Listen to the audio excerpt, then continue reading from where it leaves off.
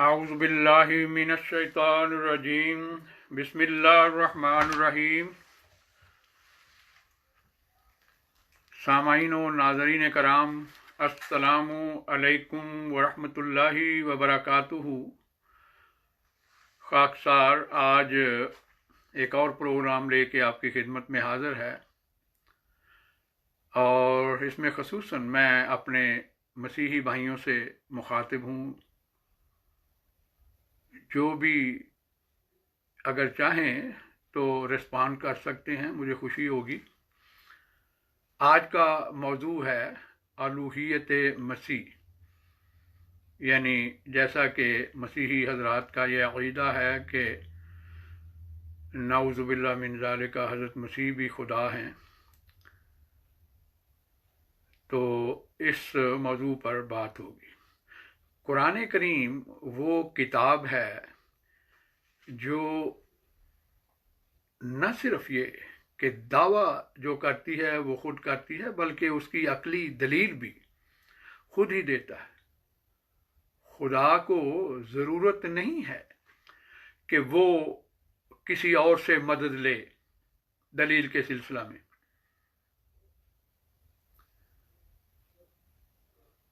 और खुद यीशु मसीह का भी यही तरीक़ था कि वो इंसानी गवाहियाँ अपने लिए कबूल नहीं करते थे, बल्कि खुदा की गवाही कबूल करते थे। जैसा कि यूहन्ना बाब 5 में ये लिखा हुआ है, और मैंने पहले प्रोग्राम में भी इसका हवाला दिया था कि यीशु मसीह ने फरमाया कि मैं अपने हक़ में इंसानी गवाही कबूल नहीं करता, बल्कि खुदा मेरा गवाह है।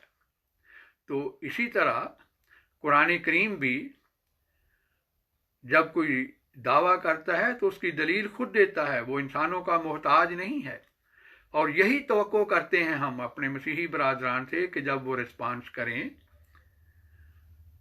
तो जो दावा और दलील दोनों चीज़ें वो अपनी इल्हामी किताब से उनको दिखाना चाहिए। ये नहीं कि दावा तो कहें कि जी बाइबल में ये मौजूद है और दलील उसकी खुद दें। नहीं, दलील जो है वो खुदा के कलाम को खुद देनी चाहिए। बहरहाल मैं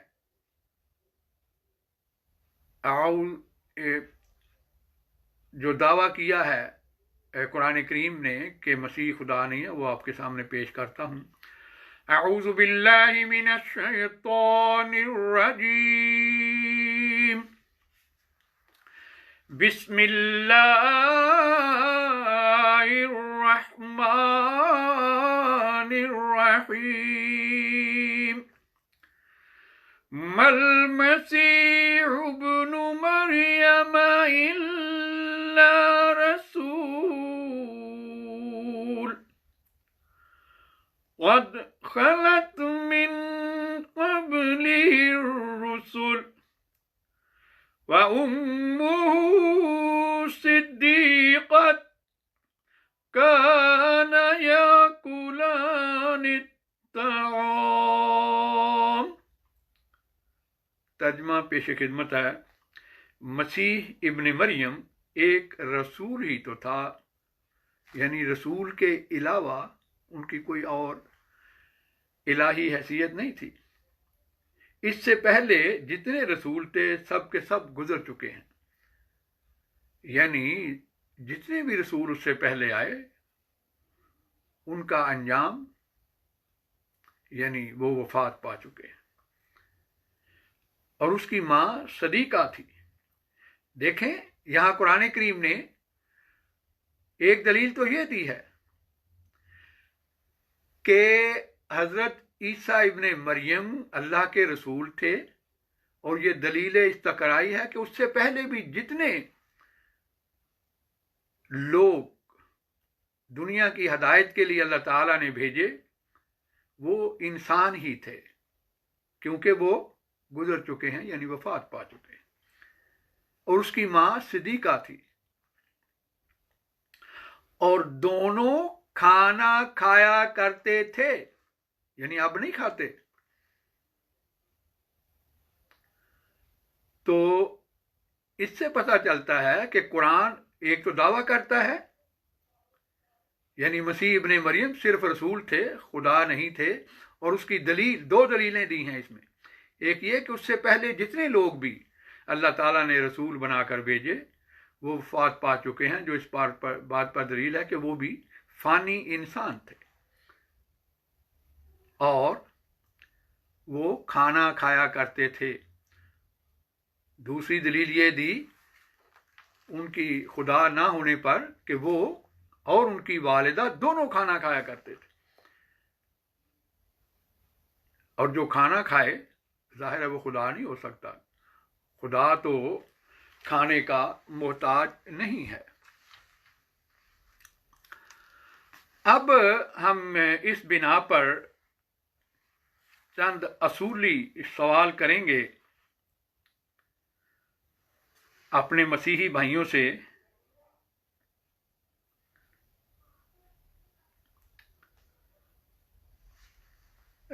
यसू की खुदाई के बारे में। एक तो ये कि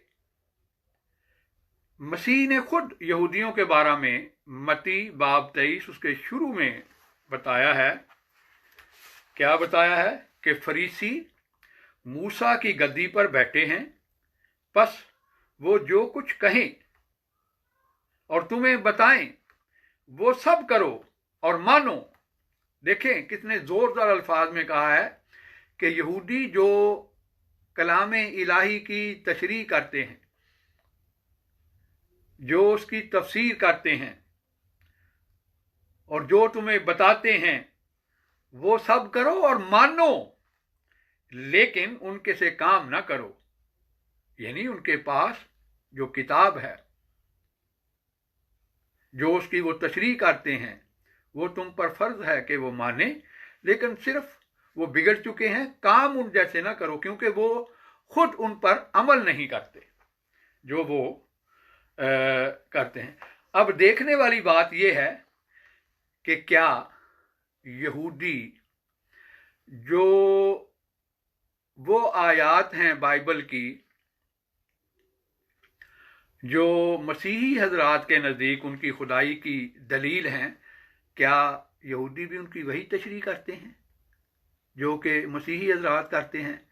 क्या यहूदियों के नज़दीक बाइबल में यानी ओल्ड टेस्टामेंट में कहीं तसलीस का कोई जिक्र है, या खुद मसीह ने उन पेशगोइयों को जो आज मसीही हजरात हज़रत ईसा इब्ने मरियम पर चस्पा करते हैं, क्या खुद मसीह ने उनका हवाला देकर कहीं ये कहा है कि ये मेरी खुदाई की दलील है, फलां पेशगोई मेरी खुदाई की दलील है, फलां पेशगोई मेरी खुदाई की दलील है?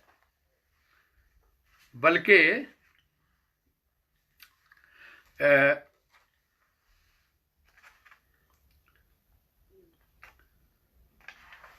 मसीह जो है वो तो खुद इस बात का इकरार करता है कि सिवाय खुदा के कोई नेक नहीं है, सिवाय खुदा के कोई नेक नहीं है।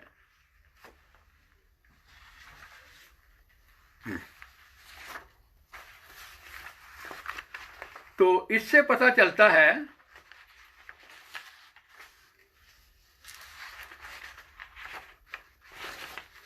कि वो अपने आप को खुदा नहीं समझते, क्योंकि इंसान जो है वो बाइबल के मुताबिक कोई भी ऐसा इंसान नहीं है जो गुनाह से पाक हो या खुदा के सामने आपको अपने आप को रास्त साबित कर सके। यही वजह है, चूंकि वो इंसान थे इसलिए उन्होंने ये फरमाया कि सिवाय खुदा के कोई नेक नहीं है।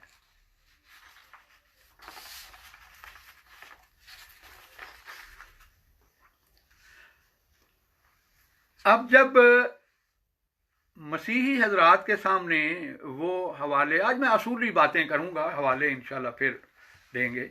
ये कहा जाता है कि उनको भूख लगती थी। वो तो कहते हैं कि मुझे क़यामत के दिन का इल्म नहीं है, ना बेटा जानता है ना फरिश्ते, बल्कि सिर्फ खुदा। वो तो कहते हैं कि खुदा मुझसे बाप मुझसे बड़ा है।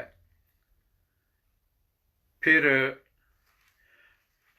उसको आजमाया गया, लिखा हुआ है।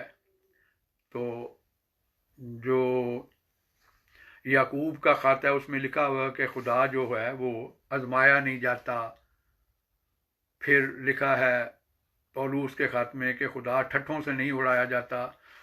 और बाइबल तो भरी पड़ी है कि यीशु को ठट्ठों में उड़ाया यहूदियों ने, उनके मुंह पर थूका नौजुबिल्लाह मिन ज़ालिका, और उनको कांटों के हार पहनाए, बल्कि टिचकरें की कि अगर तू खुदा का बेटा है तो अब बच के दिखा। तो वो ये धोखा देते हैं। धोखा मैं इसलिए कह रहा हूँ, इंशाल्लाह मैं साबित करूँगा कि ये धोखा है, कि जी वो उस वक़्त इंसान थे।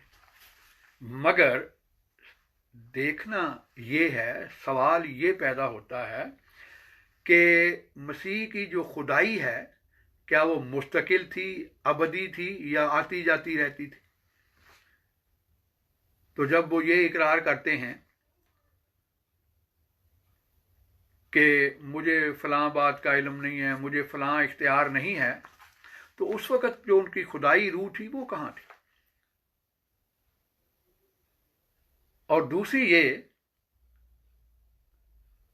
कि रूह इंसानी जो है वो असल में उसमें ही इल्म है, उसमें ही हर चीज़ है। यानी अगर रूह जिस्म से निकल जाती है तो इंसान का इल्म भी ख़त्म हो जाता है और इंसान की बाकी सब ताकतें भी ख़त्म हो जाती हैं। इससे पता चलता है कि जिस्म कोई चीज़ नहीं है। असल जो इंसानियत की रूह है वही, उसी पे दारोमदार है सारा इंसान का। जब रूह निकल जाती है, जैसा कि बाइबल में लिखा है कि जब इंसान मरता है तो जिस्म जो है वो तो इसी दुनिया में खाक में मिल जाता है, रूह जो है वो जिसने दी है यानी खुदा के पास चली जाती। तो अब सवाल पैदा होता है कि क्या मसीह में एक रूह थी या दो रूहें थी, यानी इंसानी रूह और खुदाई रूह? लेकिन इसका जवाब जो है वो अपनी तरफ से नहीं होना चाहिए, बल्कि खुदा के कलाम से जवाब होना चाहिए। अपनी तरफ से जो मर्जी दावा कर दें, पहले भी बहुत दावे हो रहे हैं। उसका सबूत कि उसमें दो रूहें थीं, खुदा की भी और इंसान की भी, इसका चीज़ अमर का जो सबूत है वो कलाम खुदा से होना चाहिए। और दूसरी बात यह कि उनकी खुदाई मुस्तकिल थी या आर्जी थी, आती जाती रहती थी? कब उनको खुदा बनाया गया? फिर लिखा है कि वो खुदा जो है वो मुजस्सम हुआ। तो मुजस्सम हुआ तो वो नज़र भी आता है, लेकिन कुरान बाइबल तो भरी पड़ी है इस बात से कि जो खुदा ताला है वो ना किसी ने उसको देखा है और ना कोई उसको देख सकता है। यानी खुदा ताला को ना किसी ने देखा है और ना कोई उसको देख सकता है। तो जब वो मुजस्सम हुआ तो सारी दुनिया उनको देख रही थी। तो फिर ये कैसे कहा जा सकता है कि खुदा जो है उसको कोई देख नहीं सकता? मसलन मैं आपकी खिदमत में एक हवाला रखता हूँ जिसमें बैक वक़्त खुदा की तौहीद का भी इकरार है और उसकी ये सिफ़त भी बयान की गई है। पहली तिमोथी का पहला ख़त बाब नंबर 6 आयत नंबर 16, पौलुस मोहतरम लिखते हैं, वाहिद हाकम, बादशाहों का बादशाह, खुदाबंदों का खुदाबंद।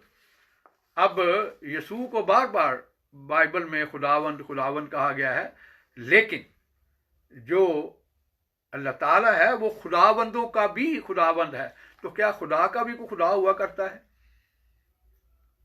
बका सिर्फ उसी को है अब यीशु तो खुद ईसाई मानते हैं कि वो मर गए, फिर बका कैसी रही?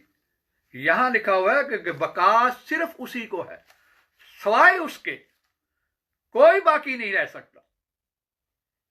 और जो मर जाए वो कैसे खुदा हो गया? अब यह भी एक मसला है वैसे कि मरने वाला खुदा था या इंसान था। वो उस नूर में रहता है जिस तक किसी की रसाई नहीं। यहां वो कह रहे हैं कि वो मुजस्सम हुआ। मसीह खुद कह रहे हैं, बाब 4 यूहन्ना की इंजील, यहूदी एक समारीती औरत मिलती है उनको, और वहां पहली बात तो यह को कहते हैं कि मुझे प्यास लगी है, मुझे पानी पिलाओ। क्या खुदा को भी प्यास लगा करती है? और फिर आगे मजीद उसमें जब डिस्कशन होती है उसके साथ, जब उसके साथ मजीद गुफ्तगू होती है यीशु मसीह की, तो फरमाते हैं कि खुदा रूह है।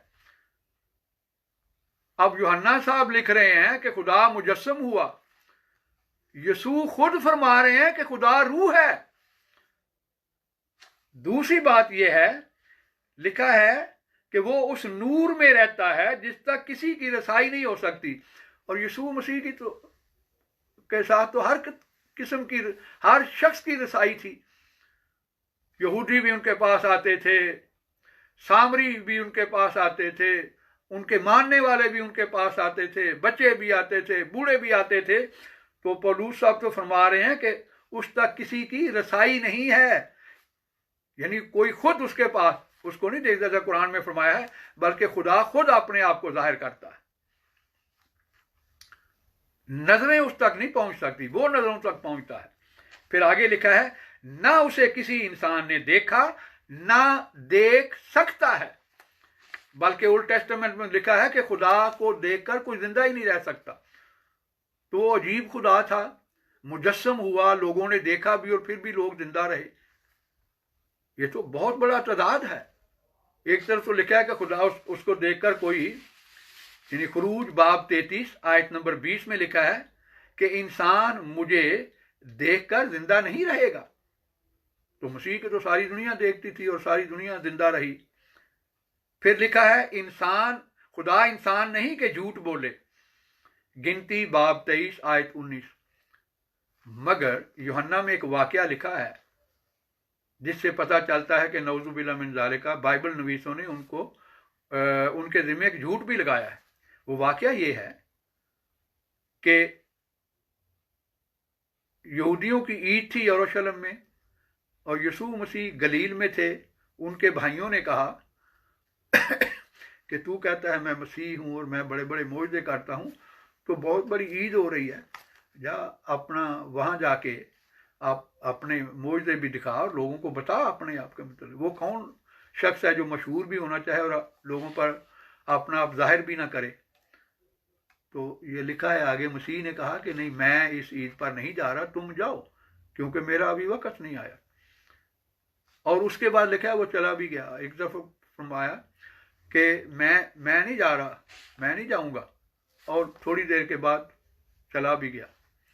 अब नए जो तर्जमे शाया हो रहे हैं, उन्होंने खुद महसूस किया है, बाइबल के मानने वालों ने, कि ये तो झूठ साबित हो रहा है। और अब नए तर्जुमे में लफ्ज़ येट का इजाफा कर दिया है, ख़ास तौर पर उर्दू तराजम में। अंग्रेज़ी तराजम में अभी भी बाज़ येट के बगैर हैं, और ये लिखा हुआ है कि ये येट का लफ्ज़ जो है वो बाद में इजाफा किया गया।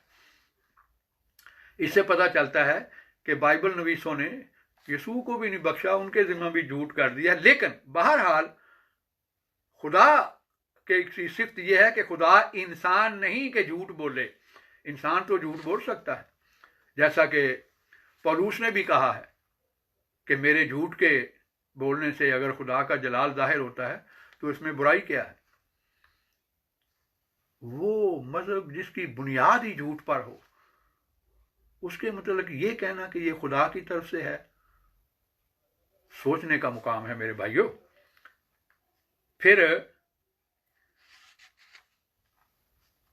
इंसान के मुतल्लिक तो ये लिखा है कि हर इंसान बेहतरीन हालत में भी बिल्कुल बेसबात है। ज़बूर 39 चैप्टर 5। इसी तरह लिखा है पैदाइश की किताब में, तू खाक है और खाक में फिर लौट जाएगा। फिर ज़बूर 90 आयत 30 में लिखा है, तू इंसान को फिर खाक में मिला देता है, यानी खुदा।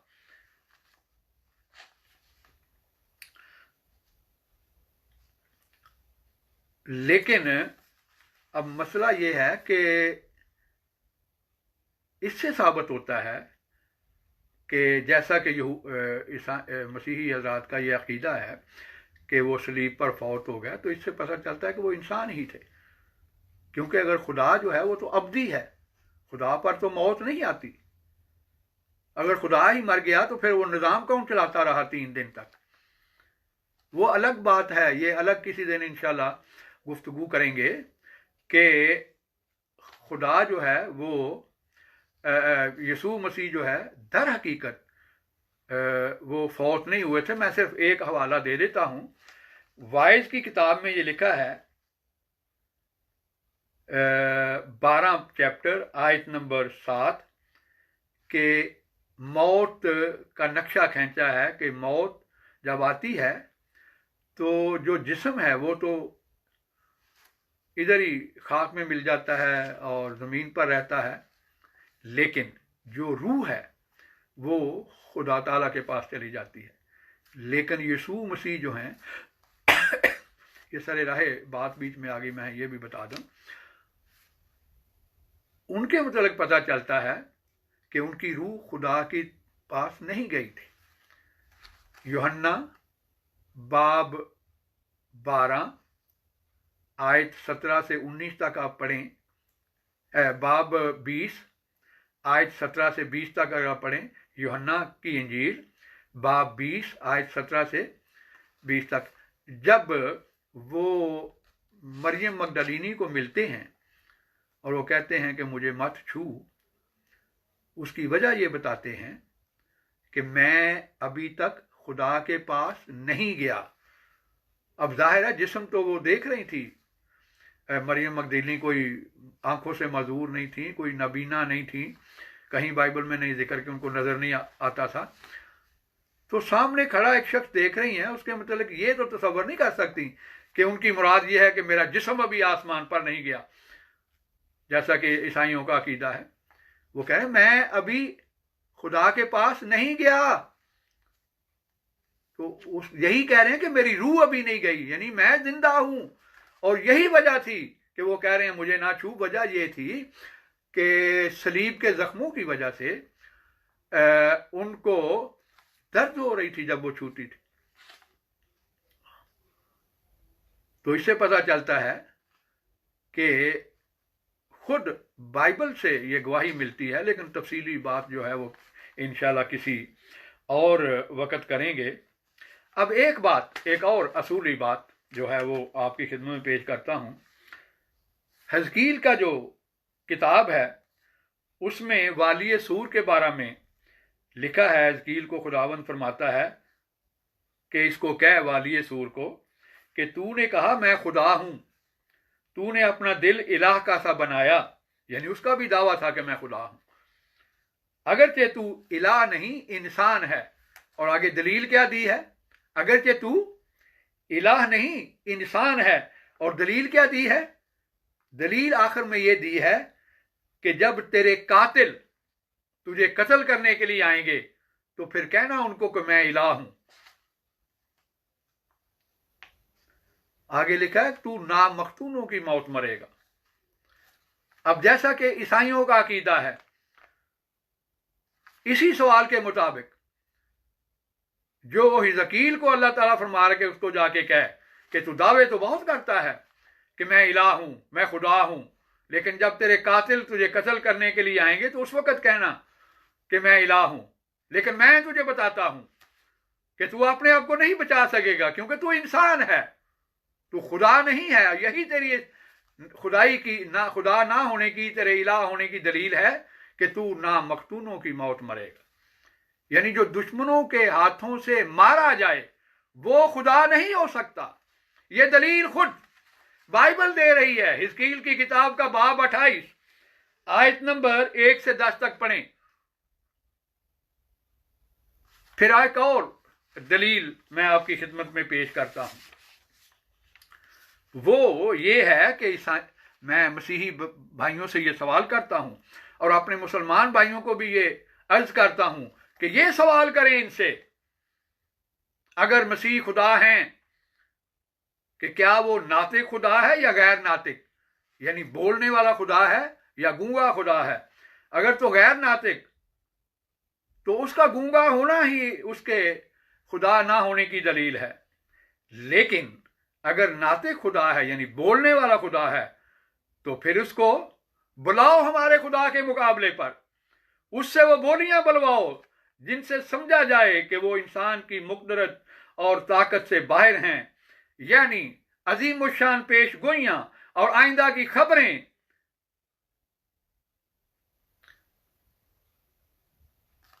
ये सवाल है जो उनसे करने वाला है, और ये सवाल खुद बाइबल ने उन खुदाओं से किया है जो दर हकीकत खुदा नहीं है। यसाया का बाब 41 आयत नंबर 21 से 23 में वो इबारत पढ़ देता हूं। है कोई मसीही जो इस बात का जवाब दे? है कोई मसीही जो अपने खुदा से ये पूछे वही सवाल जो खुद बाइबल झूठे खुदाओं से करती है?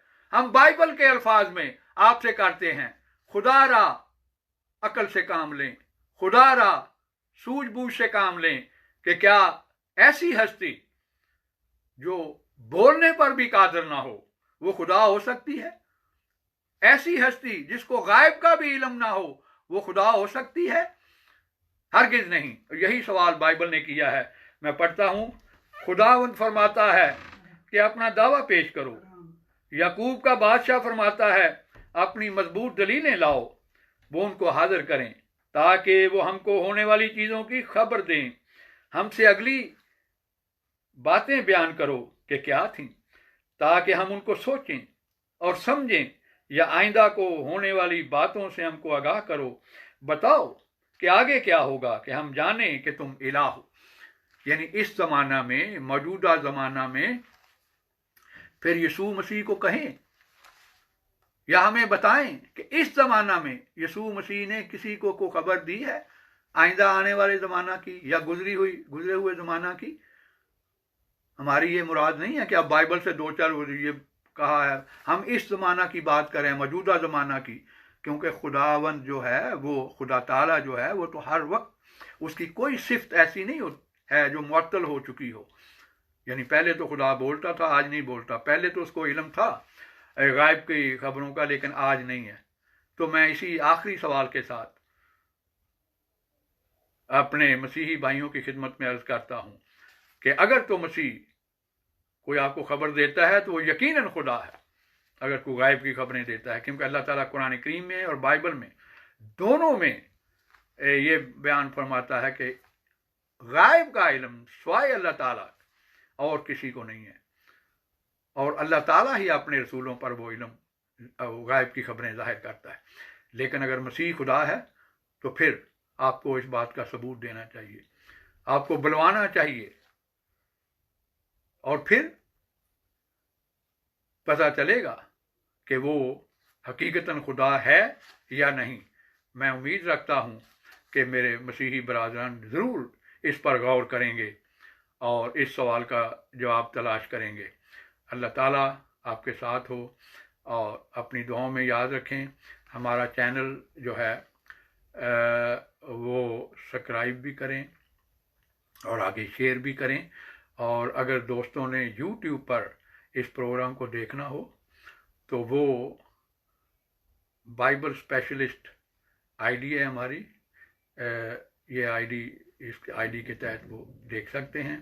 अल्लाह ताला आपके साथ हो। इंशाअल्लाह आइंदा प्रोग्राम लेकर फिर हाज़िर होंगे। खुदा हाफिज़। अस्सलामु अलैकुम वरहमतुल्लाहि वबरकातुहू।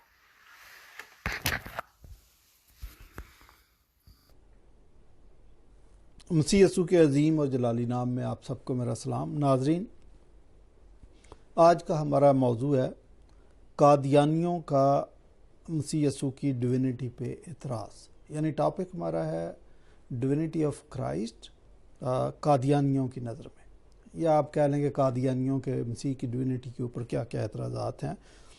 जनाब मीर अब्दुल लतीफ़ साहब एक दोस्त हैं जिनका ताल्लुक जमात अहमदिया से है, उर्फ़ आम में इनको कादियानी कहते हैं।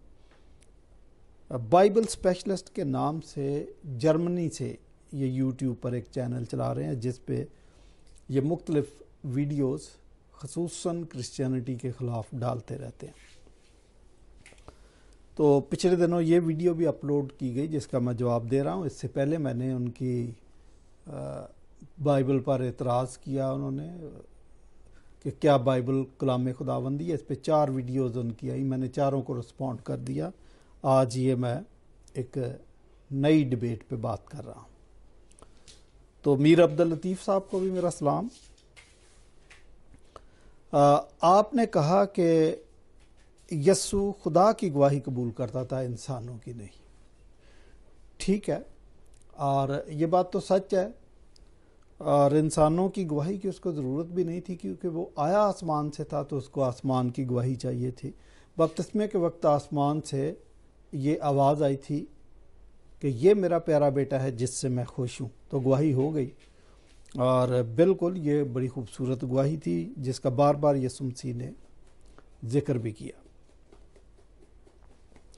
और जब आप कहते हैं कि यीशु मसीह खुदा का बेटा है तो हम उससे मुराद खुदा लेते हैं। आप मसीह यीशु को खुदा कह लें, खुदा का बेटा कह लें, एक ही बात है। ये बिल्कुल वही है कि आप बहादुरी का लक़ब देना चाहते हैं किसी को तो आप उसको कहते हैं ये तो शेर है। कभी कभी आप कह देते हैं ये शेर का बच्चा है। दोनों बातों का मतलब एक ही है। तो मसीह यीशु खुदा थे, तजस्सुम इख्तियार करके, जिस्म इख्तियार करके इंसान बनकर ज़मीन पर आए थे और उन्होंने ये कहा कि तुम खुदा पर ईमान रखते हो, मुझ पर भी रखो।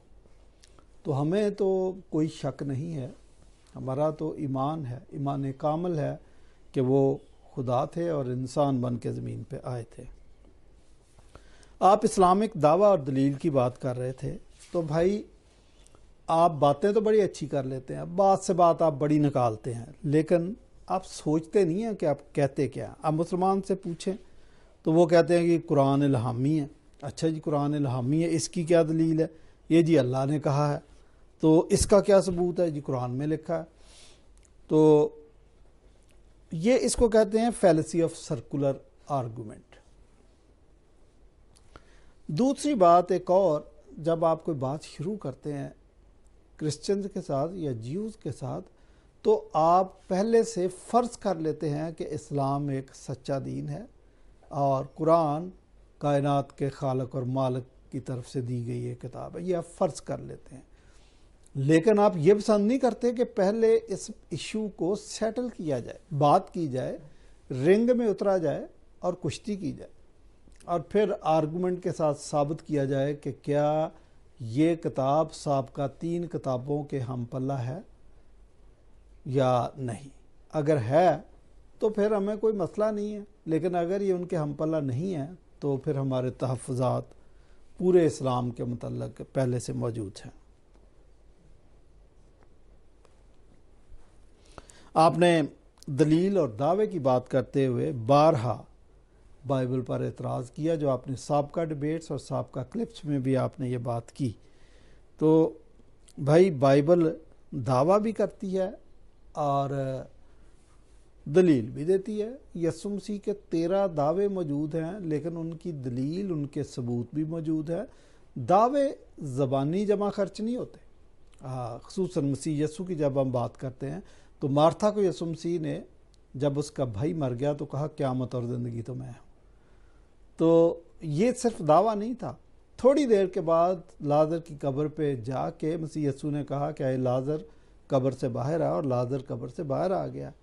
तो ये सबूत और दलील है उस बात की कि दावा दुरुस्त था।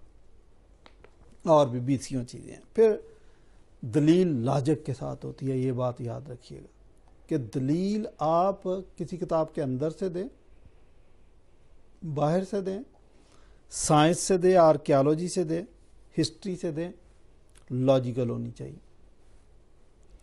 अब फिर आपने अपनी स्पीच के दौरान ये भी कहा जी मसीह तो एक रसूल था, यानी रसूल मानने में आपको कोई तामल नहीं है, लेकिन आप खुदा मानने से इनकार करते हैं। अब मैं रसूल की बात भी बताऊं, आपको पता नहीं है कि रसूल के मानी मुसलमानों के नज़दीक, कादियानियों के नज़दीक और क्रिश्चियंस के नज़दीक डिफरेंट।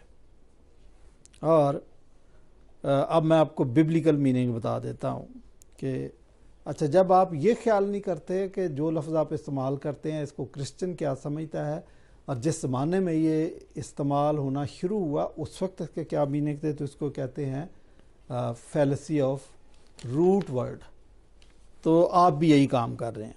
देखो, अगर तो आप मसीह को रसूल के मानों में, अपास्टोलास के मानों में, ग्रीक अपास्टोलास लफ्ज़ है, इसका मतलब मिशनरी है, इसका मतलब भेजा हुआ है, और खुदा ने भेजा था आसमान से, तो हमें कोई प्रॉब्लम नहीं। इन मानों में वो बिल्कुल रसूल थे, मिशनरी थे, अपास्टोलास थे, और वो एक ख़ास मकसद के लिए उनको भेजा गया था। जबकि आप रसूल और नबी के मानी एक ही लेते हैं, इसलिए मेरा इख्तलाफ है। मैं बाज़ औक़ात मेरे तहफ़्फ़ुज़ात होते हैं कि रसूल का लफ्ज़ इस्तेमाल किया जाए या ना, या कहाँ पे इस्तेमाल किया जाए। अच्छा, तो मसीह का भेजा जाना यानी उसका मिशनरी होना उसके खुदाई औसाफ के ख़िलाफ़ नहीं है। जबकि आप यही समझ रहे हैं कि रसूल कह दिया तो बस इनका तो बेड़ा गर्क हो गया। नहीं, आपको ख़ुद को नहीं पता, तो फिर मैं साथ साथ आपको टीच भी करूं, साथ साथ आपके साथ मैं डिबेट भी करूं, तो बहरहाल सारे काम फिर मैं क्या करूं, मैं करूंगा। अच्छा, ये बात कि मसीह यसू आसमान से नीचे उतरा और इंसान बन के उतरा, तो ये उसकी डिविनिटी का सबूत है। तो फिर आपने कहा जी सब के सब रसूल हैं, तो मसीह भी रसूल थे, लिहाजा वो इंसान थे तो मसीह भी इंसान है। और फिर आपने कहा कि रसूल सारे वफात पा चुके हैं।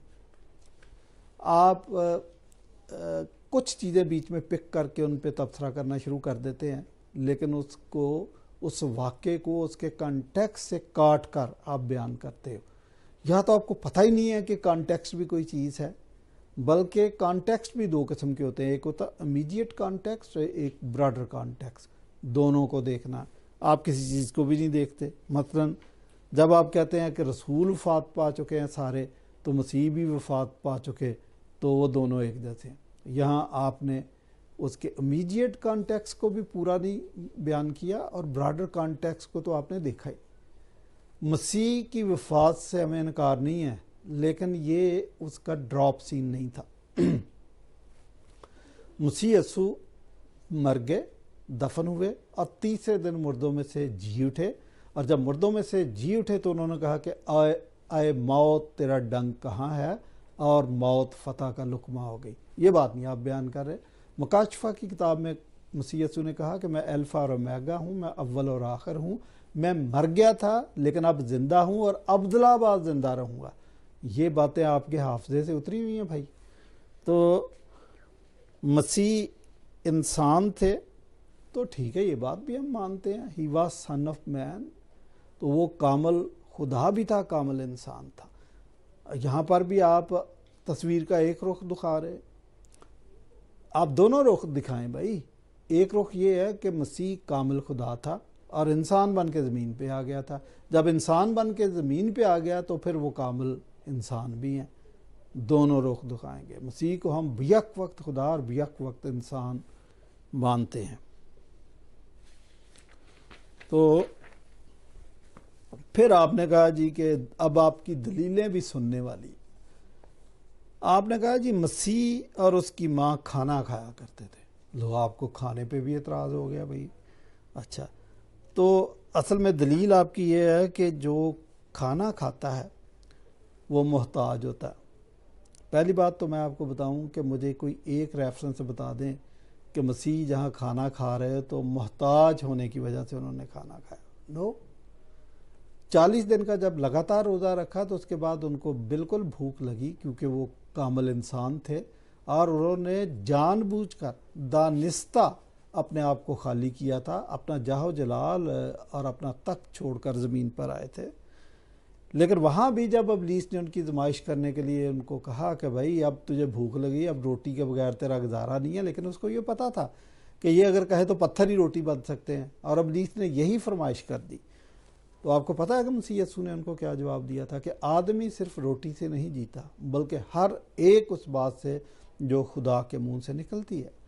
आप चीज़ों को कॉन्टेक्स्ट से काट के लोगों को बताते हैं, और कॉन्टेक्स्ट से काट कर आप टेक्स्ट को समझना चाहते हैं।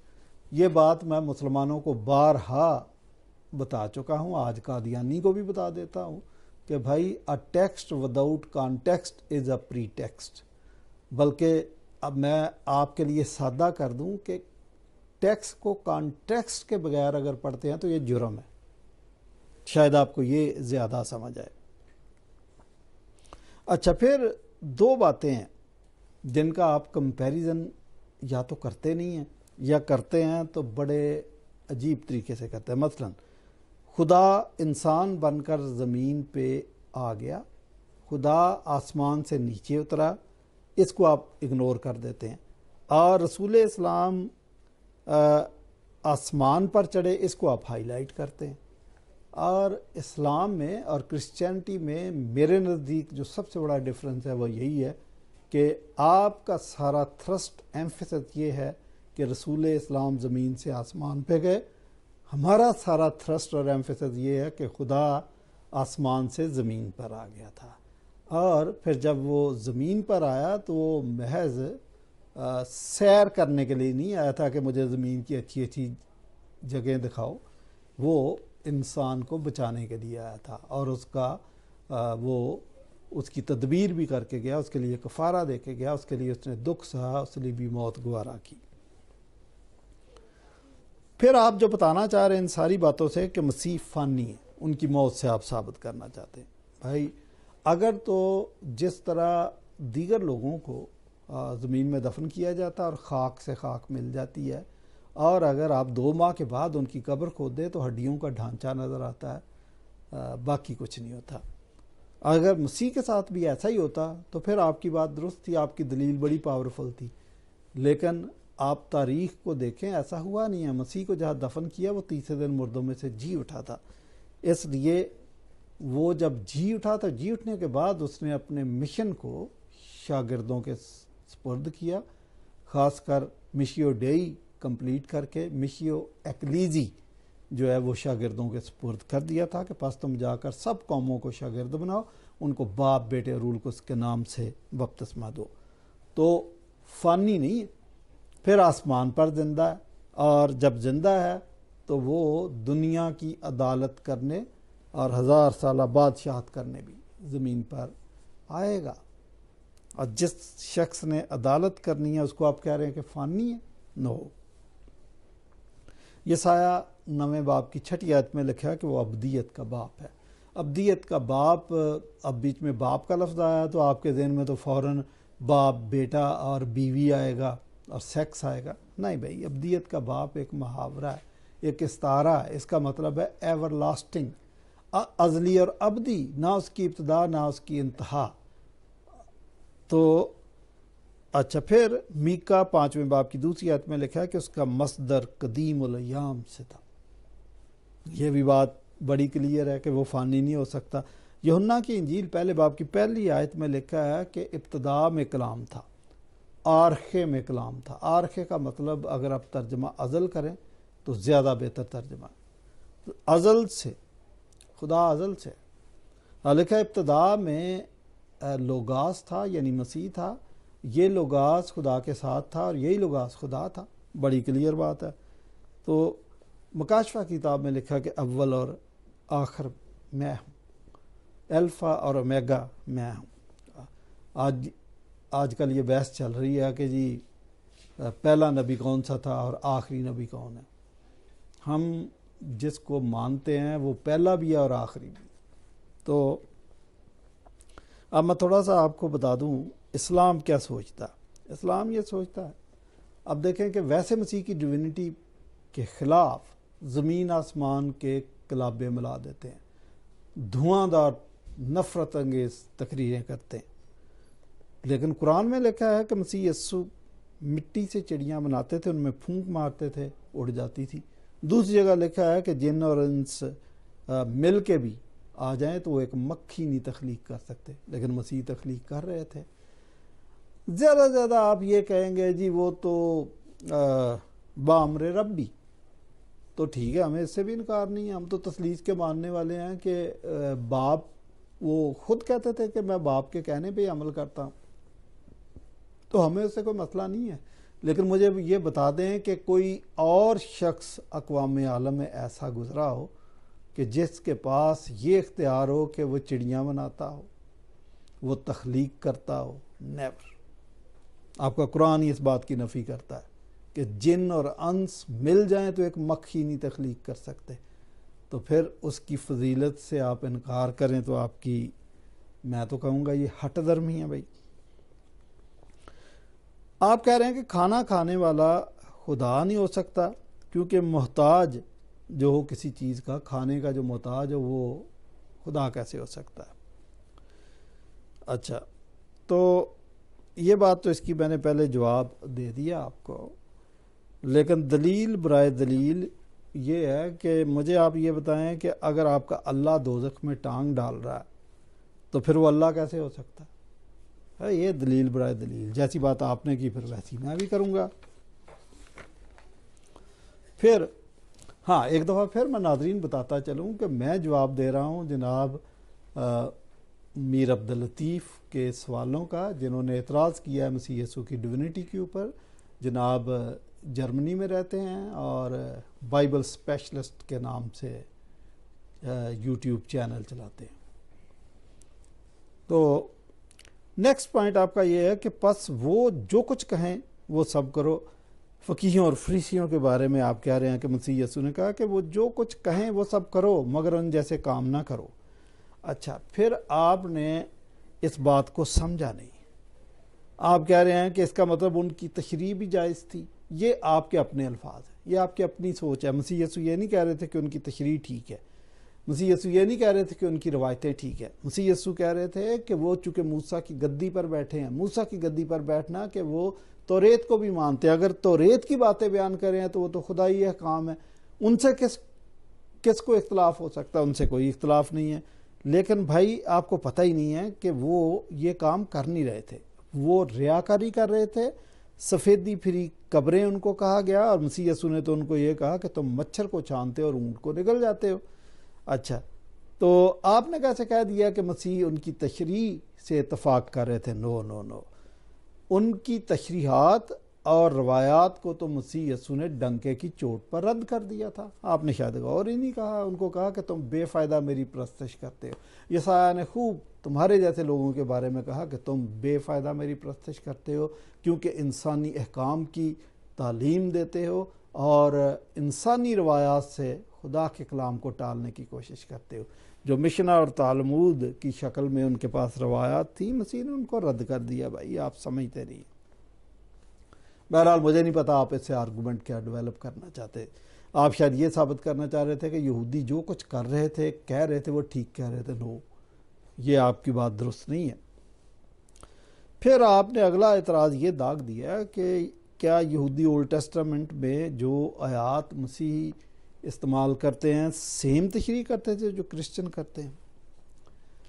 दो बातें, यसाया 53 के बारे में तो बड़ी क्लियर बात है कि मसीह यीशु के आने तक और क्रिश्चियनिटी चर्च बनने तक तो यहूदी यसाया 53 की यही तशरीह कर रहे थे कि मसीहा आएगा। ये चैप्टर किसी एक शख्स के बारे में, लेकिन जब क्रिश्चियनिटी आ गई तो फिर बाद में, वो भी बहुत बाद में, इन्होंने इसकी मुखालफत करना शुरू की। और एक वक्त ऐसा भी आ गया कि यहूदी सिनागॉग्स के अंदर जो अपनी बाइबल पढ़ते थे वीकली, जब यसाया 52 आता था जिस हफ्ते ठीक पढ़ते थे, यसाया 53 आता था तो इसको स्किप करके यसाया 54 पढ़ लेते थे। तो भाई उनकी आप क्या बात करते। उनके बारे में पौलुस रूमियों 10वें बाब में कहता है कि मैं यहूदियों के बारे में गवाही दे सकता हूँ कि वो खुदा के नाम की गैरत तो रखते हैं मगर समझ के साथ नहीं। और फिर करंथियों के खत में ये भी लिखा है कि यहूदी जब तक ओल्ड टेस्टामेंट पढ़ते रहते हैं उनकी आंखों पर पर्दा पड़ा रहता है, लेकिन जैसे ही वो न्यू टेस्टामेंट समझ के साथ पढ़ना शुरू करते हैं या समझने की कोशिश करते हैं तो ये पर्दा उनकी आंखों से उठ जाता है। और आपको तो शायद ये भी नहीं पता कि वो मसीह यीशु को वो ग्रुप झूठा नबी समझे थे और समझे कि असल मसीह अभी आने वाला। तो ये बात तो मसीहत के नज़रियात के भी ख़िलाफ़ है और इस्लाम के भी, क्योंकि मसीही ये मानते हैं कि मसीह आ चुका है इसीलिए मसीहत कायम हुई, और ख़ुद मुसलमान भी ये समझते हैं कि हज़रत ईसा आ चुके। उसके बारे में आपने तो बहुत ज़्यादा कुरान मजीद में लिख दिया। तो ये कहना कि जो यहूदी तशरीह करते हैं वो दुरुस्त होगी, ये आपकी गलत फहमी। अगला एतराज़ आपका ये है कि क्या मसीह ने ओल्ड टेस्टामेंट की किसी पेशगोई को दलील बनाया, अपनी खुदाई की दलील बनाया। पहले तो मैं ये बता दूं कि तकरीबन 350 पेशगोइयाँ ऐसी थी जो मसीह यीशु की ज़ात पे मुंतबिक हुई, और सिर्फ 22 ज़बूर की 16 पेशगोइयाँ वाक़या सलीब पे मुंतबिक होती। स्पेसिफिकली जो बात आप करते हैं कि क्या मसीह यीशु ने किसी दलील को पेशगोई बनाया, तो मसीह यीशु के बारे में आपको ये भी पता होना चाहिए कि वो ज़्यादातर तमसीलों में बातें करते थे, वो स्ट्रेट फॉरवर्ड बात नहीं करते थे। उनके जहन में था, बाज़ औक़ात वो खुद दानिस्ता तौर पर ये चाह रहे होते थे कि कुछ लोग उनकी बात समझे और कुछ ना समझे, क्योंकि बैक वक्त उस भीड़ के अंदर यहूदी, फ़कीह और फरीसी और उसके पैरोकार और रूमी, ये 3-4 किस्म के लोग होते थे। इसलिए मसीह यीशु इस बात का लिहाज रखते थे कि किसी को वो समझाना चाह रहे थे तो समझा रहे होते थे, लेकिन बैक वक्त उनकी ये कोशिश होती थी कि फ़लाँ शख्स को ना समझ आए। बाज़ औक़ात वो सबको समझाने के लिए भी कोई बात कह देते थे। मसलन पहाड़ी वास तो सबके लिए था, लेकिन कुछ बातें ऐसी थीं कि जिनके मुतल्लिक़ मसीह यीशु अपने शागिर्दों को मना कर देते थे कि ये बात अभी किसी को नहीं बताना, और कुछ बातों के बारे में कहते थे कि जो बातें अभी कोठों के, अभी बंद कमरों के अंदर की जा रही हैं, एक वक्त आएगा कि कोठों पर इनकी मुनादी की जाएगी। तो मसीह की बातों को समझना भी ज़रूरी है। बहरहाल आपकी फरमाइश है कि क्या मसीह यीशु ने किसी पेशगोई को बुनियाद बनाया अपनी डिविनिटी की? बिल्कुल बनाया, और वो एक नहीं वो कई हैं, लेकिन आपकी तबीयत सेट करने के लिए एक पेशगोई बता देता हूँ। यसाया 35 की 3-6 में लिखा है कि उस वक्त देखो खुदा सज़ा और जज़ा लिए आता है, और उस वक्त मैं खुद आऊँगा, और जब मैं आऊँगा तो अंधों की आंखें वाह की जाएंगी, लंगड़े हिरन की तरह चौकड़ियाँ भरेंगे, और जो बहरे हैं वो सुनेंगे, और जो गूंगे हैं वो गीत गाएंगे।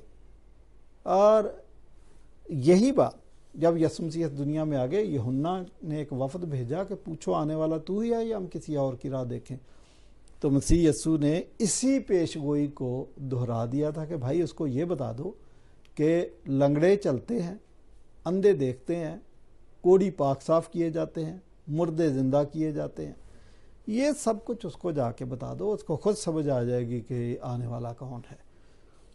आप चूँकि काट काट के हवाले पढ़ते हैं इसलिए आपको बात समझ नहीं आती। ये जो तरीका है ना कि आपने बीच में से सिलेक्टिव हवाले अपनी मर्ज़ी के चुन लिए और उनको भी कॉन्टेक्स्ट से काट कर उसका तर्जमा कर दिया, तशरीह कर दी, ये स्टैनिक तरीका है। आप देखें जब मसीह यीशु की आजमाइश इब्लीस कर रहा था तो 3 बातें उसने की, तीनों बाइबल से की, लेकिन आउट ऑफ कॉन्टेक्स्ट बता रहा था। तो जैसे ही वो आउट ऑफ कॉन्टेक्स्ट को बात बताता था तो मसीह यीशु उसको कॉन्टेक्स्ट बताते थे कि भाई तूने ये पढ़ लिया, ये नहीं पढ़ा। तो कॉन्टेक्स्ट को उसके इमीडिएट कॉन्टेक्स्ट और ब्रॉडर कॉन्टेक्स्ट में देखना होता है। इसका ख्याल किया करें, क्योंकि आपको अब शौक़ आ गया कि आप डिबेट करना चाहते हैं और वो भी पादी शफीक से, तो थोड़ा इन चीज़ों को पहले आप देख लें। अगला एतराज़ आपने फिर उठा दिया कि मसीह यीशु ने तो ख़ुद इकरार कर लिया कि सिवाय खुदा के कोई नेक नहीं। तो जब मसीह यीशु ने ये जवाब दिया कि भाई नेक तो कोई भी नहीं, सिर्फ खुदा है, तो इसका मतलब वो अपनी खुदाई का इनकार कर रहे थे।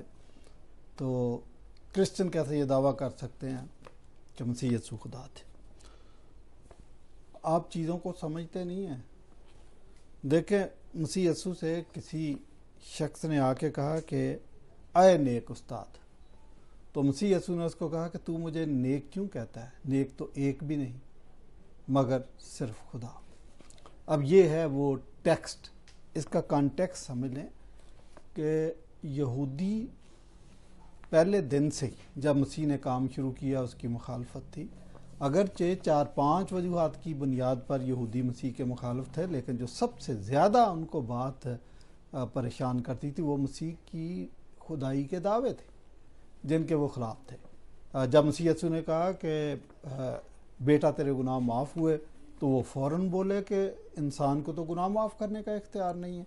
जब मसीह यीशु ने कहा कि पेशतर इससे कि अब्राहम था मैं हूँ, उन्होंने कहा इसकी उम्र तो 40 साल भी नहीं है, तो गोया ये खुदाई दावा है। मुख्तलिफ़ जगहों पर खुदाई दावे की वो मुखालफत करते थे। तो जो सबसे बड़ी टसल थी यहूदियों की और मसीह की वो ये थी कि वो खुदाई दावे कर रहा था और वो उसको खुदा मानने के लिए तैयार नहीं थे। अगर मसीह यीशु उनको ये कह देते कि मैं एक नबी हूँ तो कोई प्रॉब्लम नहीं था उनके लिए।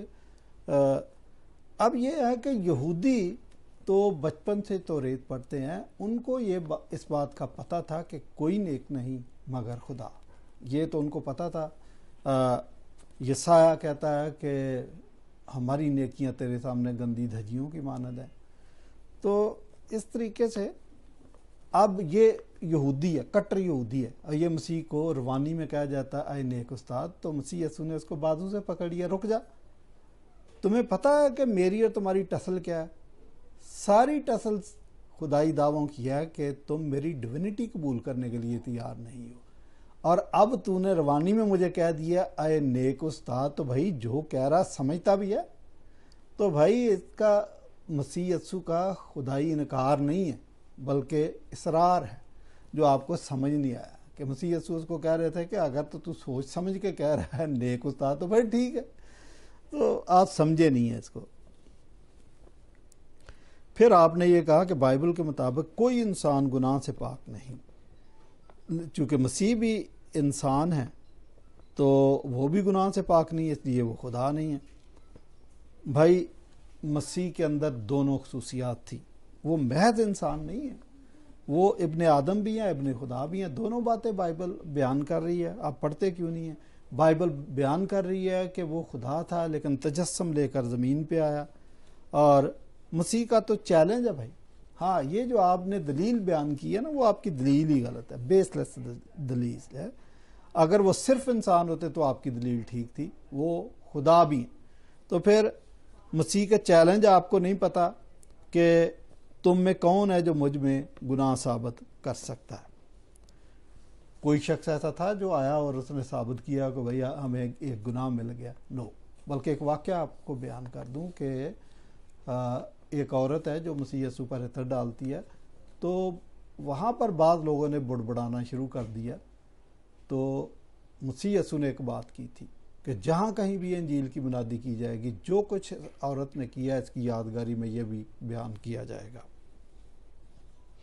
फिर बाइबल ये बयान करती है कि वह सब बातों में हमारी तरह आजमाया गया तो भी बेगुनाह रहा। कफारा उनका इसीलिए हुआ कि वो बेगुनाह और बेऐब थे। तो इसीलिए यूहन्ना ने कहा था कि देखो ये खुदा का बर्रा है जो इस जहान के गुनाह उठा ले जाता है। फिर आपने अगला एतराज़ ये कर दिया है कि मसीह को तो क़यामत का इल्म नहीं था, और अगर क़यामत का इल्म नहीं था तो इसका मतलब उसको इल्मुल गैब नहीं था। इल्मुल गैब नहीं था तो वो खुदा कैसे हो सकता है? मसीह को क़यामत का इल्म था। आप ये देखें कि जहाँ पर ये बात बयान की गई है वहाँ पर मसीह यीशु जब ये कहते हैं कि उस घड़ी को कोई नहीं जानता, वो जो बताना चाह रहे हैं वो ये है कि वो दिन चोर की तरह आएगा, कि मतलब वो सीक्रेट है। इसका ये मतलब नहीं है कि जिस बात को कोई शख्स सीक्रेट रखना चाहे उसको पता नहीं है। भाई उसको पता है लेकिन वो उसको सीक्रेट रखना चाहता है, इसलिए बयान भी कर दिया कि वो चोर की तरह दिन आएगा। नॉर्मल लोग काम कर रहे होंगे, 2 आदमी खेत में काम कर रहे होंगे, नॉर्मल जिंदगी। तो भाई मसीह यीशु को क़यामत का पता था, वो बताना नहीं चाह रहे थे। और ऐसी कई और बातें हैं। मसलन जब यीशु मसीह की सूरत बदल गई, मूसा और एलिया उनके साथ नज़र आ रहे थे, तो उस वक्त भी शागिर्दों को मसीह यीशु ने तंबीह की कि जब तक इब्ने आदम अपने जलाल को ना पहुँचे, इस बात को, इस वाक़े को आपने किसी को बताना नहीं है। तो और भी कई बातें थी जब यीशु मसीह उनके मुतल्लिक़ ये आइडिया रखते थे कि कुछ वक्त तक इनको सीक्रेट रखना चाहिए। तो अच्छा, फिर अगर मसीह यीशु को पता नहीं था क़यामत का बिलफर्ज, तो मत्ती 24 और 25 दोनों बाब के अंदर तो उस क़यामत की डिटेल है कि वो ऐसे होगी। और ख़ुसूसी तौर पर जब लोग यीशु मसीह के पास आएंगे तो उसका भी वो बयान करें कि उस वक्त बहतेरे लोग आएंगे, कहेंगे कि अय खुदावंद, हमने तेरे नाम से बदरूहों को निकाला, मौज़ात किए, तेरे नाम से ये किया, तो मैं उनसे कहूँगा कि मुझसे दूर हो जाओ। तो ये अगर अच्छा, फिर एक खेत में 2 आदमी काम कर रहे होंगे, एक ले लिया जाएगा, एक छोड़ दिया जाएगा। 2 औरतें चक्की पीस रही होंगी, एक छोड़ दी जाएगी, एक ले ली जाएगी। और भी डिटेल है, पूरे 2 चैप्टर्स क़यामत पे लिखे कि कैसे आएगी, आसमान की कुव्वतें हिलाई जाएंगी। ये कैसे हो सकता है कि एक शख्स को पता नहीं है लेकिन उसकी डिटेल भी बता रहे हैं। और आपका कुरान मजीद तो खुद कहता है कि मसीह को इल्मुल सात का पता था उसको। इल्मुल सात यानी क़यामत का इल्म था उनको, जिसका मुसलमान तर्जमा कहते हैं कि हज़रत ईसा क़यामत की निशानी है। अगर ये भी मान लिया जाए कि वो क़यामत की निशानी है तो इसका मतलब उनको क़यामत का पता है। तो ये कुछ बातें तो आप फजूल कर देते हैं ना। फिर जी आपने नुक्स निकाला कि मसीह यीशु ने कहा बाप मुझसे बड़ा, तो आपको पता ही नहीं है कि फिलिपियों के ख़त में लिखा कि उन्होंने अपने आप को खाली कर दिया था, खाली करके ज़मीन पे आ गए थे, इंसान बन के ज़मीन पे आ गए थे। तो फिर अगर इंसान बन के ज़मीन में आ गए थे तो अगर कह दिया बाप मुझसे बड़ा तो डजेंट मैटर। दरअसल बाप बेटा रूल कुस एक दूसरे को जलाल देते थे, जो आपको पता नहीं है। अगर मसीह ने कह दिया बाप मुझसे बड़ा है तो डजेंट मैटर। बाप भी कहता है कि मसीह यीशु को वो नाम बख्शा गया जो सब नामों से आला है। और फिर हर एक घुटना मसीह यीशु के आगे झुके, खा वो आसमानियों का हो, खा वो ज़मीनियों का हो। अच्छा, फिर तमाम दुश्मनों के उसके पाँव की चौकी कर दूंगा। तो भाई बेटे को भी जलाल दिया जा रहा है। आप अपनी मर्जी की बात कहीं से ढूंढ के ले आते हैं और हमें समझाने की कोशिश करते हैं। फिर आपने कहा कि मसीह आजमाया गया। अच्छा जी, आजमाया गया तो ये आपके ख्याल में नुक्स है? नो नो नो नो, आपने बात नहीं समझी। आप जैसे जहनों को समझाने के लिए मैं एक आसान मिसाल देता हूँ। हमारे गांव में हर साल कुश्तियाँ होती थी और पहलवान कुश्तियाँ लड़ते थे।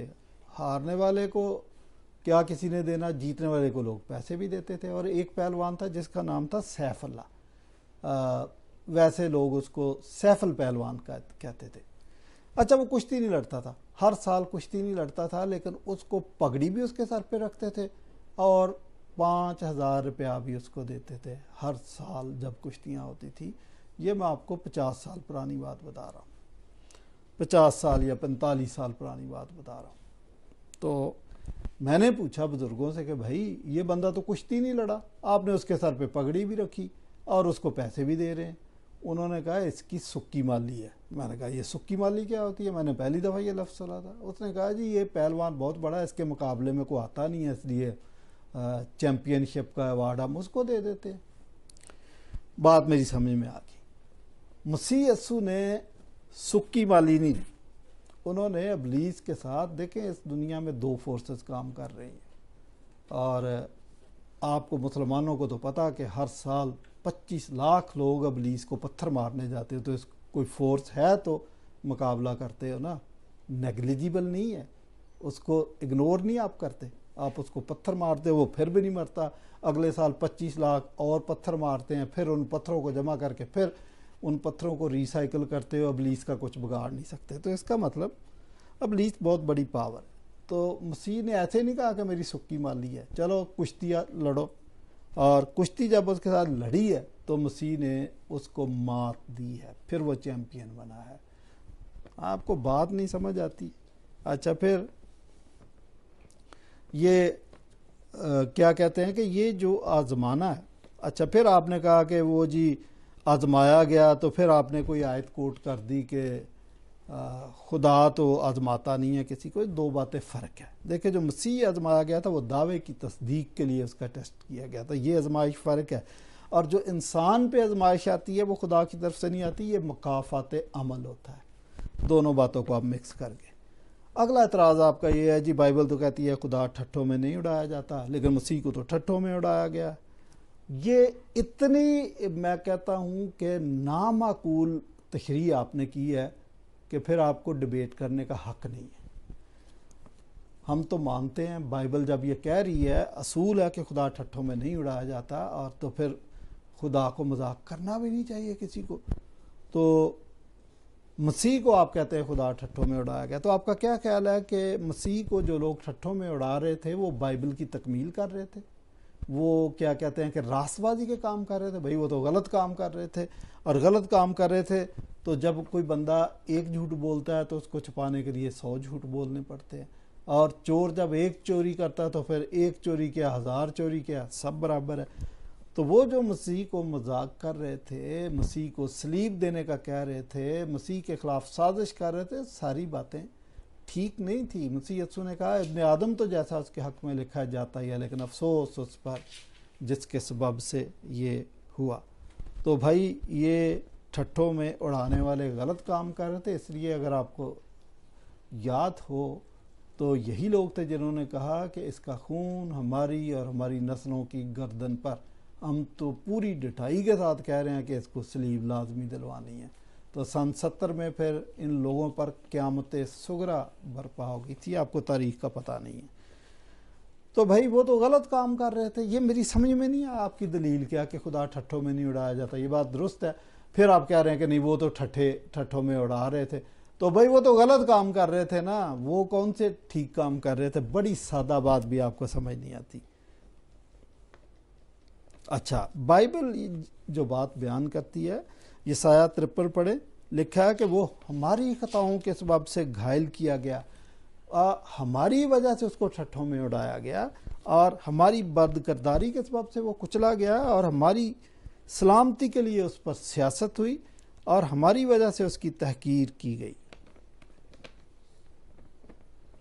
अब मुझे ये लगता है कि you don't have any sense of argument, ये वाली बात जो आपने की है, मुझे एक वो लतीफ़ा याद आ गया। जिस किस्म की आर्गूमेंट आप डेवलप करते हैं ना, तो एक कॉन्फ्रेंस थी साइंस के मतलब, अमेरिका ने कहा कि हम सबसे पहले चांद पर गए थे, क्रेडिट हमें जाता है।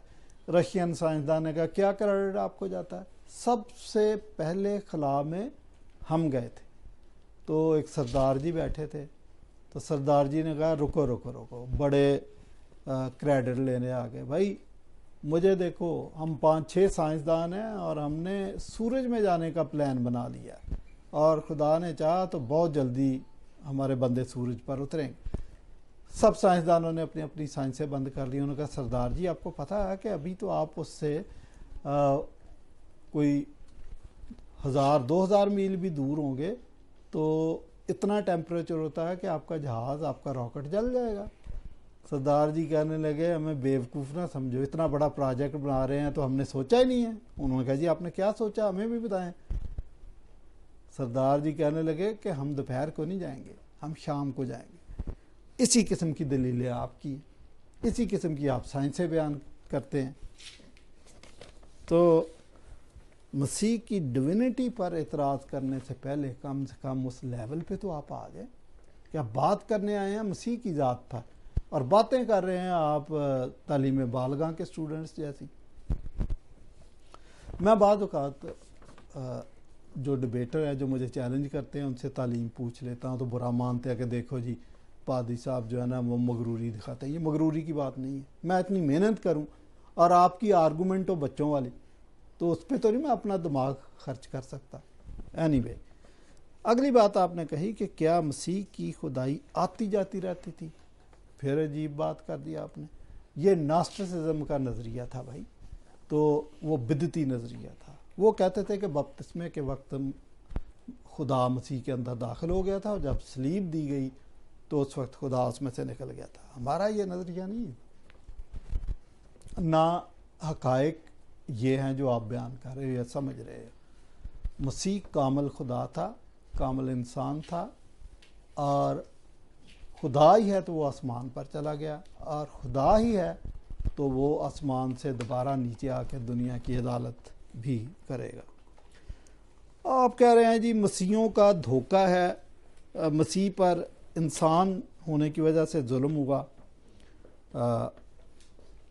ये धोखा इनके साथ हुआ या ये धोखा देने की कोशिश करते हैं।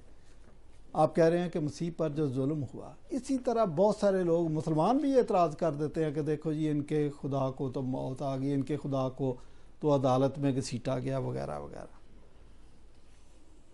ये उसके इंसान होने की वजह से नहीं है, ये इलाही मंसूबा ये था कि ऐसे होना है।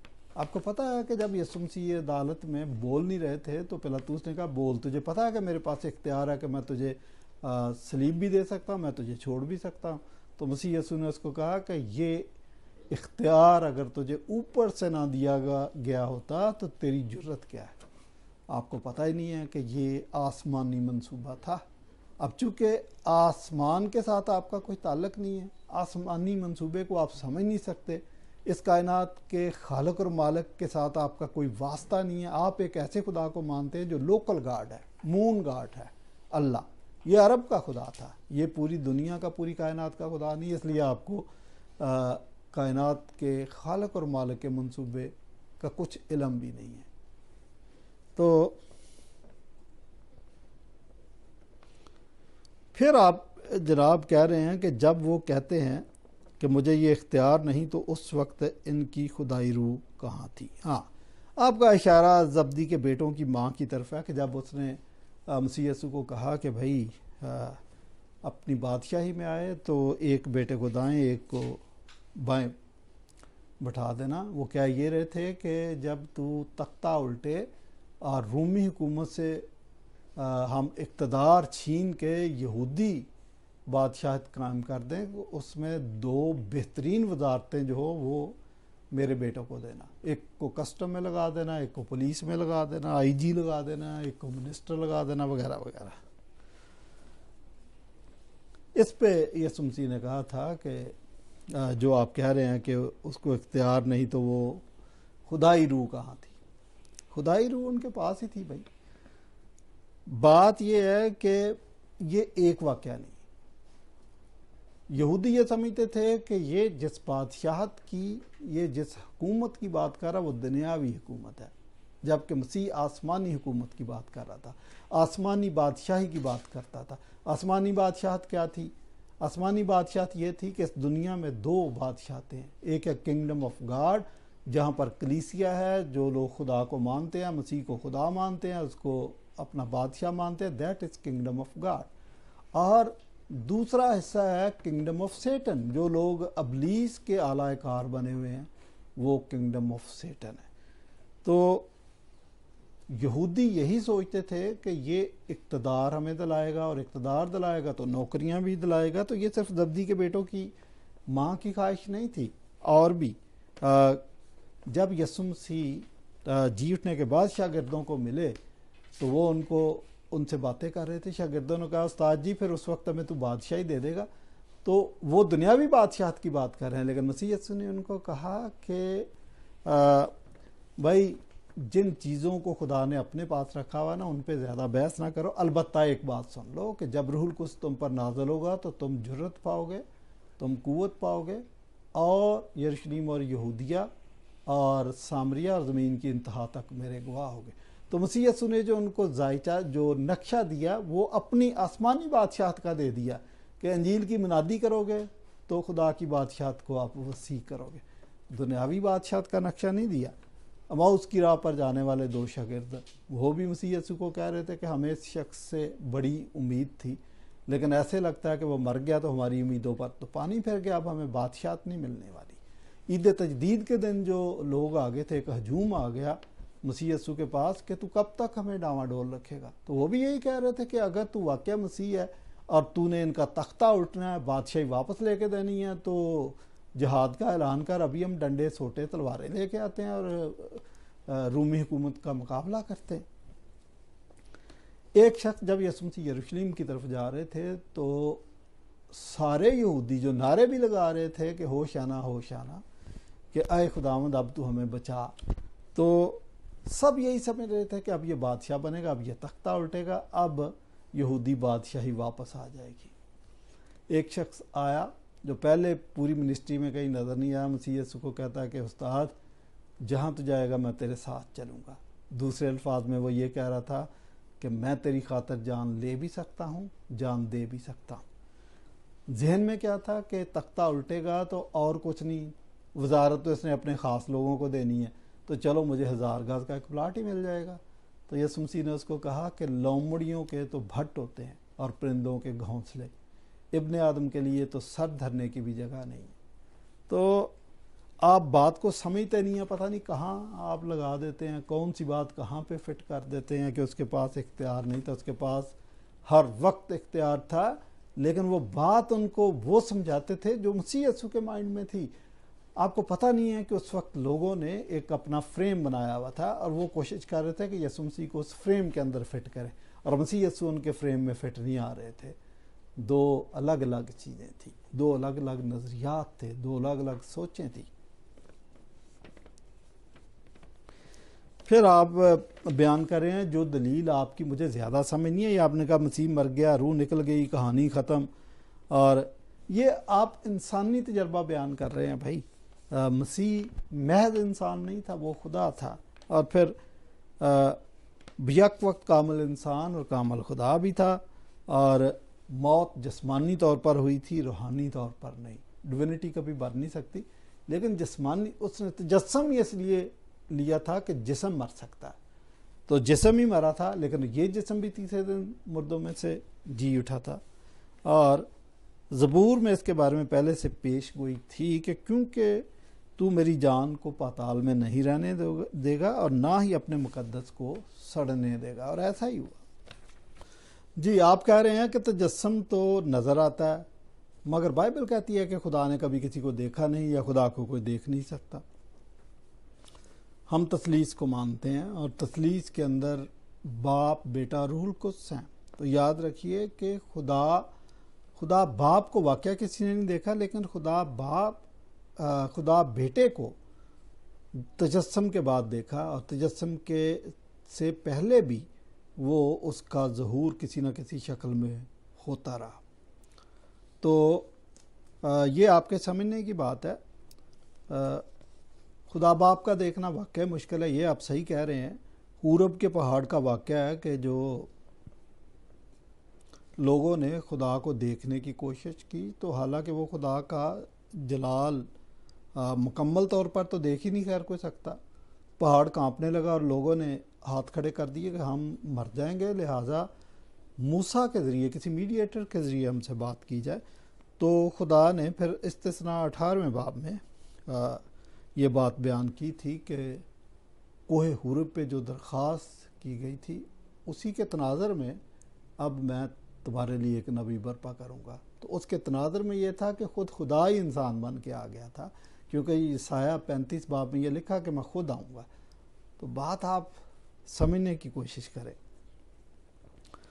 अगली बात आप कह रहे हैं कि बका तो सिर्फ खुदा को है, यस्सु तो मर गया। भाई अगर वो मर गया तो वो ज़िंदा हो गया, वो फना नहीं हुआ। इस बात को आप काट रहे हैं। और रही बात कि आप कहेंगे जी रूह तो किसी की भी नहीं मरती, लेकिन वो रूहें सेल्फ एग्जिस्टेंट नहीं हैं, वो मखलूक खुदा ने बनाई हैं उनको। मसीह के बारे में यूहन्ना 5 बाब की 26 आयत में लिखा कि ही वॉज सेल्फ एग्जिस्टेंट। जिस तरह बाप सेल्फ एग्जिस्टेंट है, बेटा भी सेल्फ एग्जिस्टेंट है। तो मसीह फना नहीं हुआ, मर गया था लेकिन अब्दुल्लाबाद जिंदा है। अगली बात फिर 24वां एतराज़ आपने दागा है कि सामरी औरत से पानी मांगा, तो क्या खुदा को प्यास लगती है? अगर उसने पानी मांगा तो इसका मतलब वो तो महज इंसान था। वो महज इंसान नहीं था। पानी मांगने की गर्ज़ो गायत का आपको पता नहीं है कि मसीह सामरी औरत से जब पानी मांगता है इसका मतलब क्या था।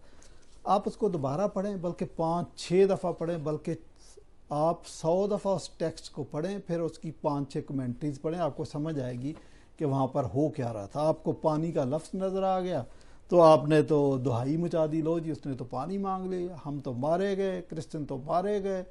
और ये बात नहीं है।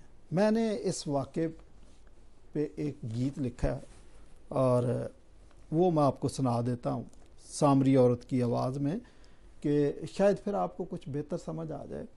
मैं हाँ औगण हारी तो यस्सू मेरा हाल जानदा, ਐਵੇਂ मैं बुक्कड़ मारी तो यस्सू मेरा हाल जानदा, ਖੂਹਾਂ ਉੱਤੇ ਪਾਣੀ ਭਰਦੀ, ਖਾਲੀ ਮਟਕਾ ਘਰ ਨੂੰ ਖੜਦੀ, ਮੈਨੂੰ ਗੱਲ ਦੱਸੀ ਏ ਕਰਾਰੀ ਤੇ ਯਸੂ ਮੇਰਾ ਹਾਲ ਜਾਣਦਾ। ਮੈਂ ਫਿਰਦੀ ਸਾਂ ਅੰਨੀ ਬੋਲੀ, ਕਿੰਨੀ ਵਾਰੀ ਤੋਰੀ ਡੋਲੀ, ਕਿਸੇ ਨਾ ਕੰਧ ਉਸਾਰੀ ਤੇ ਯਸੂ ਮੇਰਾ ਹਾਲ ਜਾਣਦਾ। ਮੇਥੋਂ ਪਾਣੀ ਮੰਗਣ ਆਇਆ, ਸਾਡੇ ਵੇੜੇ ਲੰਘਣ ਆਇਆ, ਕਰ ਗਿਆ ਨਦੀਆਂ ਜਾਰੀ ਤੇ ਯਸੂ ਮੇਰਾ ਹਾਲ ਜਾਣਦਾ। ਕਮਲ ਆ ਜਾ ਯਸੂ ਲੱਭੀਏ ਤੇ ਲੱਭਿਆ ਯਸੂ ਸਭ ਨੂੰ ਦਸੀਏ, ਛੱਡ ਕੇ दुनियादारी ਤੇ ਯਸੂ मेरा हाल जानदा। 25वां एतराज़ आपका ये है कि खुदा तो रूह है और रूह तो नज़र नहीं आती, फिर तो खुदा मुजस्सम हुआ। हाँ, फिर आप कहते हैं कि वो खुदा तो रूह है, तो ये तो तज़ाद है, वो तो मुजस्सम होकर दुनिया में आ गया। भाई वो रूह था, बाप बेटा रूहुल कुद्स, वो रूहानी शक्ल में ही है, जिस्मानी शक्ल में नहीं है। लेकिन बेटे ने तजस्सम लिया, तो तज़ाद क्या? कोई तज़ाद नहीं है। तजस्सम का मतलब ही यही है कि रूह ने जिस्म इख्तियार कर लिया था। तो अगली बात आपने कही कि मसीह यीशु ने कहा कि वो खुदा तो रूह है, और ठीक बात कही। तो लेकिन वो जो बात समझा रहे थे कि खुदा रूह है, इसलिए उसको किबले की ज़रूरत नहीं है कि आप एक ख़ास सिमत की तरफ मुंह करके नमाज पढ़ें तो नमाज जायज़ है, वरना नमाज आपकी होती नहीं है। तो मसीह यीशु यही समझा रहे थे कि चूँकि वो रूह है, इसलिए उसकी इबादत अगर आप करना चाहें तो रूह और सच्चाई के साथ, और वो किसी भी तरह मुंह करके आप कर लें। ये बात समझाने की कोशिश की गई। तो तज़ाद नहीं है भाई, आपको समझ नहीं आता। 26वीं बात आप जो कर रहे हैं कि खुदा तो नूर में रहता है, उस तक तो किसी की रसाई नहीं है। तो लेकिन मसीह को तो लोग देख भी रहे थे, मसीह से लोग मिल भी रहे थे, मसीह से बातें भी करते थे। आपको एक मशवरा दूँ, आप रोज़ाना रात को 3 बादाम भिगो दिया करें और सुबह दूध में मिलाकर पिया करें। आपकी याददाश्त का भी मसला है। और मुझे लगता है कि आप तालीम बालगां से पढ़े हैं, आप किसी कॉलेज या यूनिवर्सिटी नहीं गए। आपने पढ़ा बेलबा बाबा अल्फ मद आ जीम अल्फ जा, आपने इस तरह पढ़ा, शायद इसलिए आपको ये बातें समझ नहीं आती। खुदा के बारे में, बाप के बारे में लिखा, वो नूर में रहता है, वहाँ तक किसी की रसाई नहीं, ये बात ठीक है।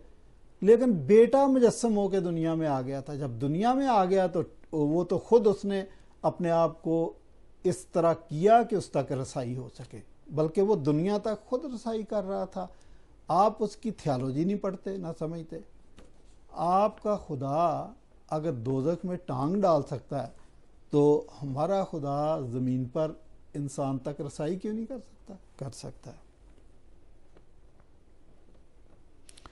हाँ जी, अगली बात आप कह रहे हैं कि खुदा को देखकर कोई शख्स जिंदा नहीं रह सकता। तो ये बात ठीक है, लेकिन ये जो तजस्सम है, तो फिर खुदा अपनी उस शेप में तो वाकई नज़र आए तो पहाड़ कांप रहा था। तजस्सम ये एक ऐसा तरीका था। आप पूरा कंटेक्स्ट देखें ना, कोहे हुरुब का वाक़या, वहाँ पर लोगों ने इनकार कर दिया था कि आइंदा हम खुदा से बराह रास्त बात नहीं कर सकते, हम तो मारे जाएंगे। कोहे हुरुब के वाक़े में तो ये बात हुई। इस्तिस्ना 18वें बाब में खुदा ने कहा कि इसका मैंने इलाज, इसका मैंने हल निकाला कि अब मांगूंगा, मैं इंसान बन के आऊँगा, तेरी मानद एक नबी बन के आऊँगा, तेरी मानद इंसान बन के आऊँगा, ताकि हम एक दूसरे से बात कर सकें, बिलमुशाफा बात हो सके। और यही हुआ। खुला तज़ाद नहीं है जो आप कह रहे हैं, आपको समझने की ज़रूरत है। गिनती 23 बाब और 19 का आपने हवाला दिया कि खुदा तो झूठ नहीं बोलता, लेकिन मसीह ने बोला, यह भी आपकी गलत फहमी है। ईद क़याम का आपने जिक्र किया कि मसीह ने कहा कि भाई मैं नहीं जाऊँगा, और बाद में चला गया। आप तोड़ मरोड़ कर हवाले को पढ़ रहे हैं। मसीह ने यह नहीं कहा था कि मैं नहीं जाऊँगा, मसीह ने कहा था कि अच्छा फिर लोग उसको क्या कह रहे थे कि आपको शोहरत नहीं चाहिए, आप शोहरत हासिल करना चाहते हैं तो ईद पे चलें, लाखों लोग आए होंगे, आपकी शोहरत बड़ी हो जाएगी। दूसरी बात बता रहे थे कि आपकी दुश्मनी बड़ी है, लोग आपको कत्ल करने के मंसूबे बांध रहे हैं। आप कंटेक्स्ट को तोड़ के तो बीच में बात बता रहे हैं। तो मसीह ने ये नहीं कहा था कि मैं नहीं आऊँगा, उसने कहा अभी मेरा वक्त नहीं आया। वो ईद तो 7-8 दिन चलती थी, अभी मैं नहीं जाता, अभी जाओ। तो वो चले गए। बाद में हो सकता तीसरे दिन, चौथे दिन, 5वें दिन, हमें नहीं पता किस दिन मसीह यीशु चले गए होंगे। उन्होंने कहा था अभी मेरा वक्त नहीं आया। और जो आप कह रहे हैं कि येट का लफ्ज़ असल में नहीं है, जाके आप ओरिजिनल में पढ़ें, फिर आपको पता चलेगा। कॉन्टेक्स्ट को छोड़ के अपनी मर्जी के तर्जमे, अपनी मर्जी की तशरीह, और आपको तशरीह करने का हक किसने दिया? आप बाइबल की तशरीह नहीं कर सकते। खुदा कहता है कि शरीर को मेरे आइन बयान करने से क्या वास्ता। आपने ये जुर्रत कैसे कर ली कि बाइबल के वाक़यात की आप तशरीह कर रहे हैं? नहीं भाई। और फिर जब यीशु मसीह गए भी हैं तो लिखा कि वो खुफिया तौर पर ही गए हैं और उन्होंने अपने आप को इतना ओपन नहीं किया।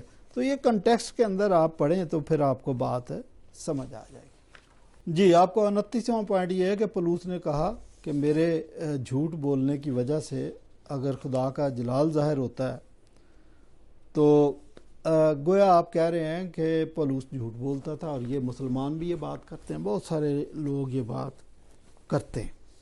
अब मैं आपको पढ़ के बता देता हूँ वो टेक्स्ट है क्या है, और आप उसको मिसअंडरस्टैंड करते हैं। रोमियों का ख़त 3 बाब, पस यहूदी को क्या फौकियत है और ख़तना से क्या फ़ायदा, और हर तरह से बहुत ख़ास कर ये कि खुदा का कलाम उनके सुपुर्द हुआ। अगर बाज बेवफा निकले तो क्या हुआ? क्या उनकी बेवफाई खुदा की वफादारी को बातिल कर सकती है? हरगिज़ नहीं, बल्कि खुदा सच्चा है। खुदा सच्चा ठहरे और हर एक आदमी झूठा। आ जाती आ गई, ठीक है, बस शुरू से करते हैं।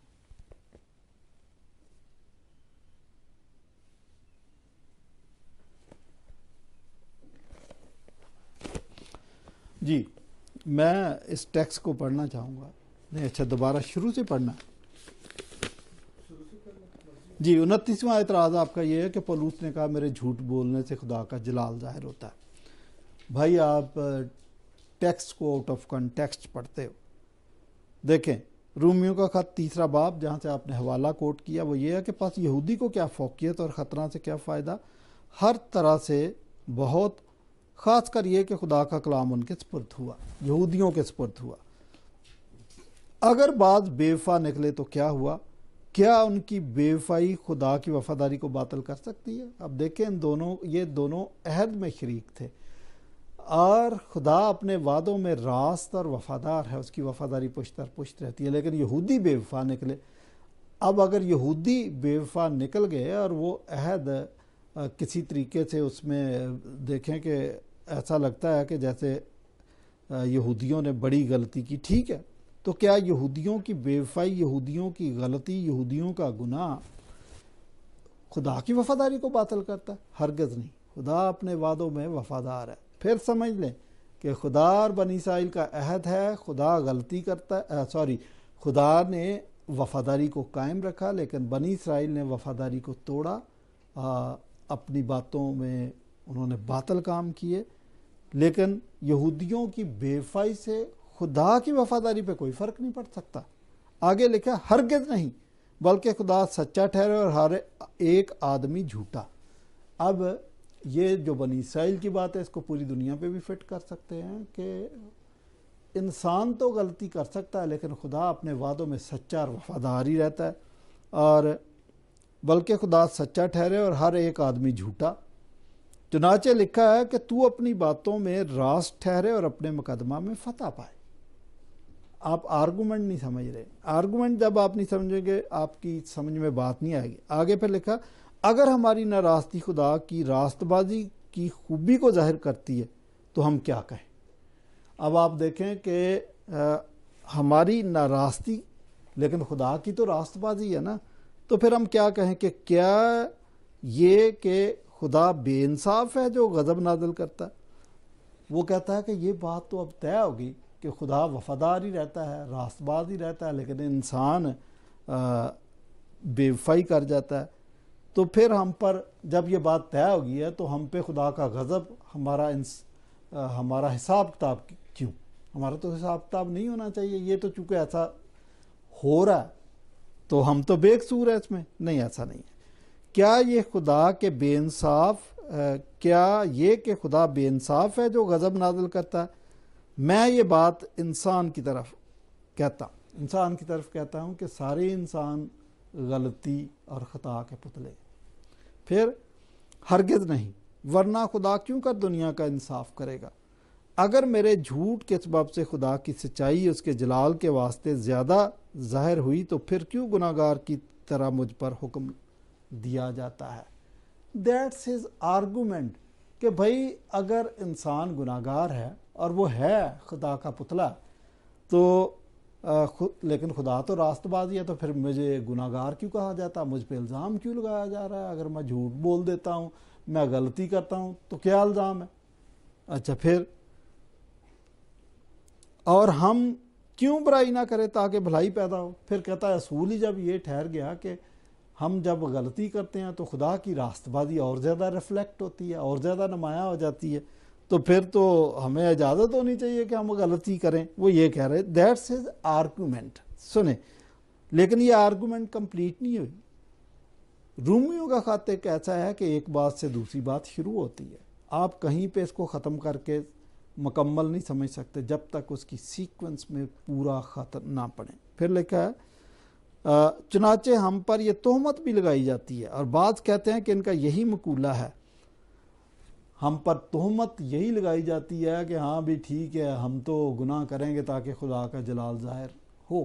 पौलुस ये नहीं कह रहा ये लोगों का मकूला है, वो ऐसा समझने लगे हैं। ये नहीं है ना, हम ये कहते हैं कि हमें गलती करनी चाहिए।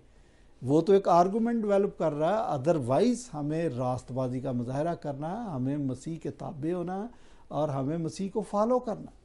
पौलुस कहता है मेरी मानद बनो जैसे मैं मसीह की मानद बनता हूँ। फिर जो लोग ऐसा मकूला बना के बैठे हैं कि हाँ भाई गुनाह करेंगे तो खुदा की रास्तबाजी ज़्यादा जाहिर होगी, लिखा है कि मगर जो लोग ऐसा मकूला रखते हैं, मगर ऐसों का मुजरम ठहरना इंसाफ है। मुजरम ठहरेंगे जो ये बात कहते हैं। और आप भी जो बात कह रहे हैं कि हम झूठ बोलते हैं तो ये बात ठीक है, ये आप गलत समझ रहे हैं, आप मुजरम ठहरेंगे खुदा के हुजूर। अगली बात आपने 30वां पॉइंट कि तू खाक है, खाक में लौट जाएगा। और इंसान दो तीन हवाले आपने पेश किए कि जो इंसान का अंजाम है वो मौत है। इंसान अपनी बेहतरीन हालत में भी बेसबात है, तो मसीह भी मर गया और वो खाक में जा मिला। ये आपने कंपैरिजन गलत किया। मसीह की मौत और इंसान की मौत, गुनाहगार की मौत में फ़र्क है। देखिए, मसीह की जो मौत है वो उसका ड्रॉप सीन नहीं था। मसीह तो मुर्दों में से जी उठे और जी उठने के बाद उन्होंने कहा कि मौत तेरा डंक कहा है, और मौत फतह का लुकमा हो गई और क़यामत का नज़रिया कायम हो गया। अब हम ये मान रखते हैं कि जिस तरह मसीह मुर्दों में से जी उठा, हम भी जी उठेंगे। तो हमारे पास एक ज़िंदा उम्मीद है जो आपके पास नहीं है। आपको नहीं पता कि आप जी उठेंगे तो उसकी रीज़न क्या है, और अगर जी उठेंगे तो क्या मसीह के पास जाएंगे या दोज़ख में जाएंगे, आपको कुछ पता नहीं। 31वां पॉइंट आपने कहा कि वाइस 12वें बाब की 7वीं आयत में मौत का नक्शा बयान किया गया, और आपने कहा कि रूह खुदा ताला के पास चली जाती है। ये आपने आम इंसानों की मौत का बयान दिया है। उसके मुताल्लिक़ कहा मसीह की मौत को आम इंसानों की मौत के साथ आप ना जोड़ें। मरियम मगदलीनी, अगला पॉइंट आपका कि मगर मरियम मगदलीनी को मसीह यीशु ने कहा कि मैं ज़िंदा हूँ। तो ये आप जो बात आर्गूमेंट डेवलप करना चाह रहे हैं वो ये कह रहे हैं कि उनकी मौत वाक़या नहीं हुई थी। उनकी बिल्कुल मौत वाक़या हुई, और खाली कब्र इस बात की गवाह है कि मसीह मुर्दों में से ज़िंदा हो गए। आप कुछ चीज़ों को निगलेक्ट कर रहे हैं और जानबूझ के कर रहे हैं।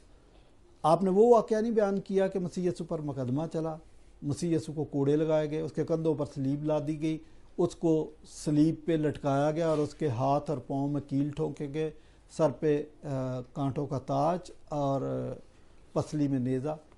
और मसीह को दफन किया गया। उस पर 2 टन का पत्थर रखा गया और गॉड का पहरा और रूमी मोहर थी। इन सारी चीज़ों को आपने निगलेक्ट कर दिया। फिर आपने कह दिया कि मसीह तो था ही जिंदा। वही इन सारी चीज़ों के बाद जिंदा हुआ, तो फिर उसकी मौत आप नज़रअंदाज नहीं कर सकते, जो आप करना चाह रहे हैं, जानबूझ के कर रहे हैं। 33वां पॉइंट आपका, आपने वालिय सूर का हवाला दे दिया, हिजकिय्याह 28 बाब, और उसको मसीह पे फिट कर रहे हैं। ये भी कोई आला दर्जे की बेवकूफ़ी है कि ये हवाला अबलीस पर है। पहली बात ठीक है, वालिय सूर पर भी है, लेकिन ये अबलीस पर भी फिट आता है। फिर मसीह पर आपने कैसे फिट कर दिया? ये वही बात है कि जिस तरह आपने मसीह यीशु की आमद-ए-सानी को मिर्ज़ा ग़ुलाम अहमद कादियानी पर फिट कर दिया, तो उसी तरीके से आपने वालिय सूर को मसीह पर फिट कर दिया। तो भाई आपकी मर्जी नहीं चलेगी कि आप जो जहाँ चाहे फिट कर दें। किसी क्रिश्चियन स्कॉलर ने ये बात कही है जो आप कर रहे हैं? नो। 39वां पॉइंट आपका ये है कि दुश्मनों के हाथों मारा जाने वाला शख्स खुदा नहीं हो सकता। ये मुसलमानों की बहुत बड़ी गलत फहमी है कि वो हक़ाइक़ को तोड़ मरोड़ कर बयान करते हैं, या फिर वो इस नहज तक सोच ही नहीं सकते, उनकी सोच इतनी दूर नहीं जाती। मसीह की मौत खुदाई मंसूबे की तकमील थी। ये जो आप कह रहे हैं ना कि दुश्मनों के हाथों मारा जाने वाला, दुश्मन की औकात ही क्या थी? मसीह यीशु के अपने अल्फाज है कि मैं अगर चाहूँ तो यहाँ पर 12 तुमन फरिश्ते बुला सकता हूँ, और अगर वो बुला देते इनकी तिक्का बोटी करके खा जाते, लेकिन वो चाहते नहीं थे। पिलातूस को भी यीशु मसीह ने वजाहत कर दी थी कि तेरी क्या मजाल। ये सब कुछ इसलिए इस तरह हो रहा है कि भाई तेरी अदालत भी इसलिए सज गई है कि ये इलाही मंसूबा था, अदरवाइज तेरी क्या जरूरत है। एक शेर सुनाता हूँ, शायद आपकी समझ में आ जाए कि यूं तो हम आगाह थे सयाद की तदबीर से, हम असीरे दामे गुल अपनी खुशी से हो गए। यसाया 41 बाब से आपने इक़्तिबास किया कि मजबूत दलीलें लाओ, और फिर आप कह रहे हैं कि मसीह बोलता नहीं। भाई वो बोल रहा था, ये पहाड़ी आवाज़ क्या था? अगर आप कह रहे हैं अदालत में नहीं बोलता था, तो अदालत में अपने डिफेंस में नहीं बोला, और ना बोलना चाहिए था, क्योंकि इलाही मंसूबे की तकमील ऐसे होनी थी। आपने कहा उन्होंने आइंदा की खबरें भी नहीं दी।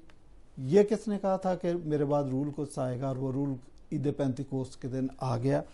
ये किसने कहा था कि चर्च दुनिया में कभी ख़त्म नहीं हो सकता? कलीसिया पर आलम अरवा के दरवाजे कभी गालब नहीं आ सकते? ये किसने कहा था? और मेरे बाद झूठे नबी आएंगे, और मत्ती 25 और 24 बाब में क़यामत का नक्शा बयान कर दिया। ये कौन बता रहा है? ये सब कुछ मसीह यीशु ने बताया। आप कह रहे हैं कि मसीह यीशु ने आइंदा के बारे में कोई खबर नहीं दी, यीशु मसीह ने सब कुछ बताया है। अब मैं एक बात आपको बताना चाहता हूँ कि आपने डिविनिटी ऑफ क्राइस्ट के ऊपर कीचड़ उछालने की कोशिश की है, जो दीगर मुसलमान भी करते हैं। तो आप कादियानी हैं, वैसे आप उनके साथ एक टेबल पे बैठ के खाना नहीं खा सकते, लेकिन क्रिश्चियनिटी की मुखालफत में आप सब एक टेबल पे आ जाते हैं, और वही काम आप कर रहे हैं। मसीह यीशु ने अपने दुश्मनों के लिए भी, अक़वाम आलम के लिए भी अपनी जान दी है, और ये ऑफ़र मौजूद है कि जो कोई मसीह यीशु पर ईमान ले वो हमेशा की ज़िंदगी पा सकता है, खुदा की बादशाहत में शरीक हो सकता है, और वो सज़ा से बच सकता है। क्योंकि बाइबल कहती है कि आसमान के तले आदमियों को कोई दूसरा नाम नहीं बख्शा गया जिसके वसीले से हम निजात पा सकें। लेकिन इन सब बातों को समझने के बाद, बाइबल को पढ़ने के बाद भी आप मसीह यीशु की ज़ात पर, सलीबी तालीम पर, सलीब के पैगाम पर कीचड़ उछालते हैं, तो मैं आपको वार्निंग देता हूँ कि ये किसने मांगा है फिर हमसे लहू का खिराज? ये किसने मांगा है फिर हमसे लहू का खिराज? अभी तो सोए थे मक्तल को सुरखरू करके। शुक्रिया। शाफी जन्म दे कड हनेर देंदा, हथ अखियां उत्ते फेर देंदा, साडे गोरख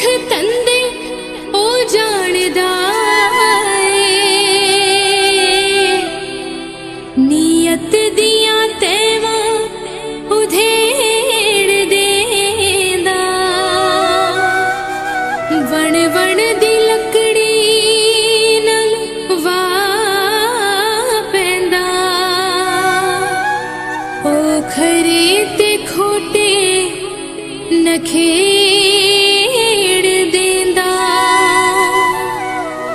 शाफी दिया सिफतां की पुछना दस दिलां दे सारे गवेड़ देंदा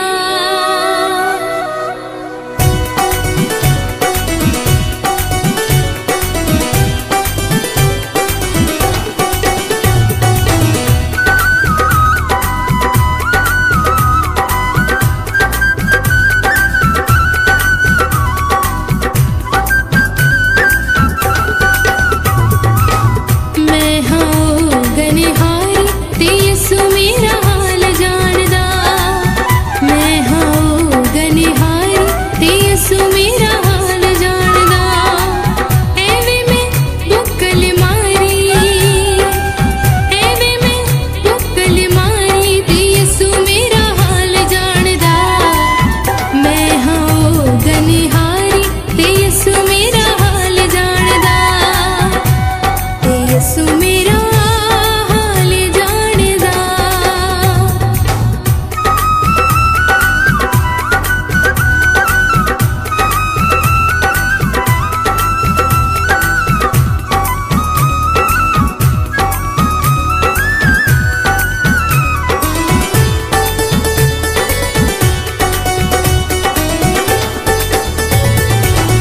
खुआं उत्ते पानी भरदी खाली मटका करनू खड़दी खुआं उत्ते पानी भरदी खाली मटका करनू खड़दी खाली मटका करनू खड़दी मैनू गल दसी करारी मैनू गल दसी करारी ते यसु मेरा हाल जानदा मैं हाँ गनिहारी ते यसु मेरा हाल जानदा ते यसु मेरा हाल जानदा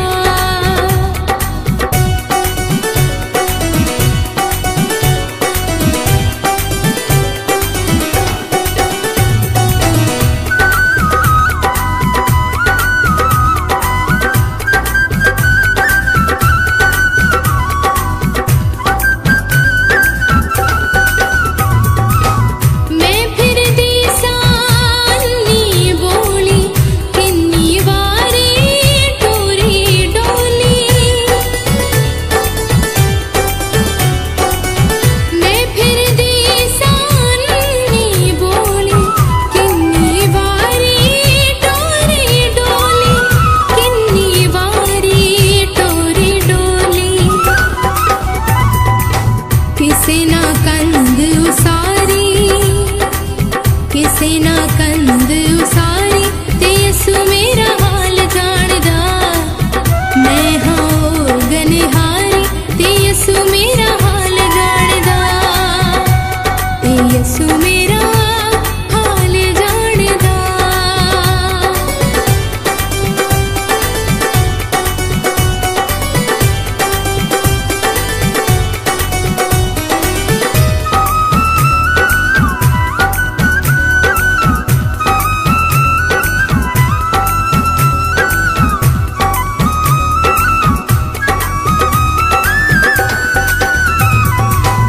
मैथों पानी मंगण आया साडे वेड़े लंघण आया मैथों पानी मंगण आया साडे वेड़े लंघण आया साडे वेड़े लंघण आया कर गया नदियां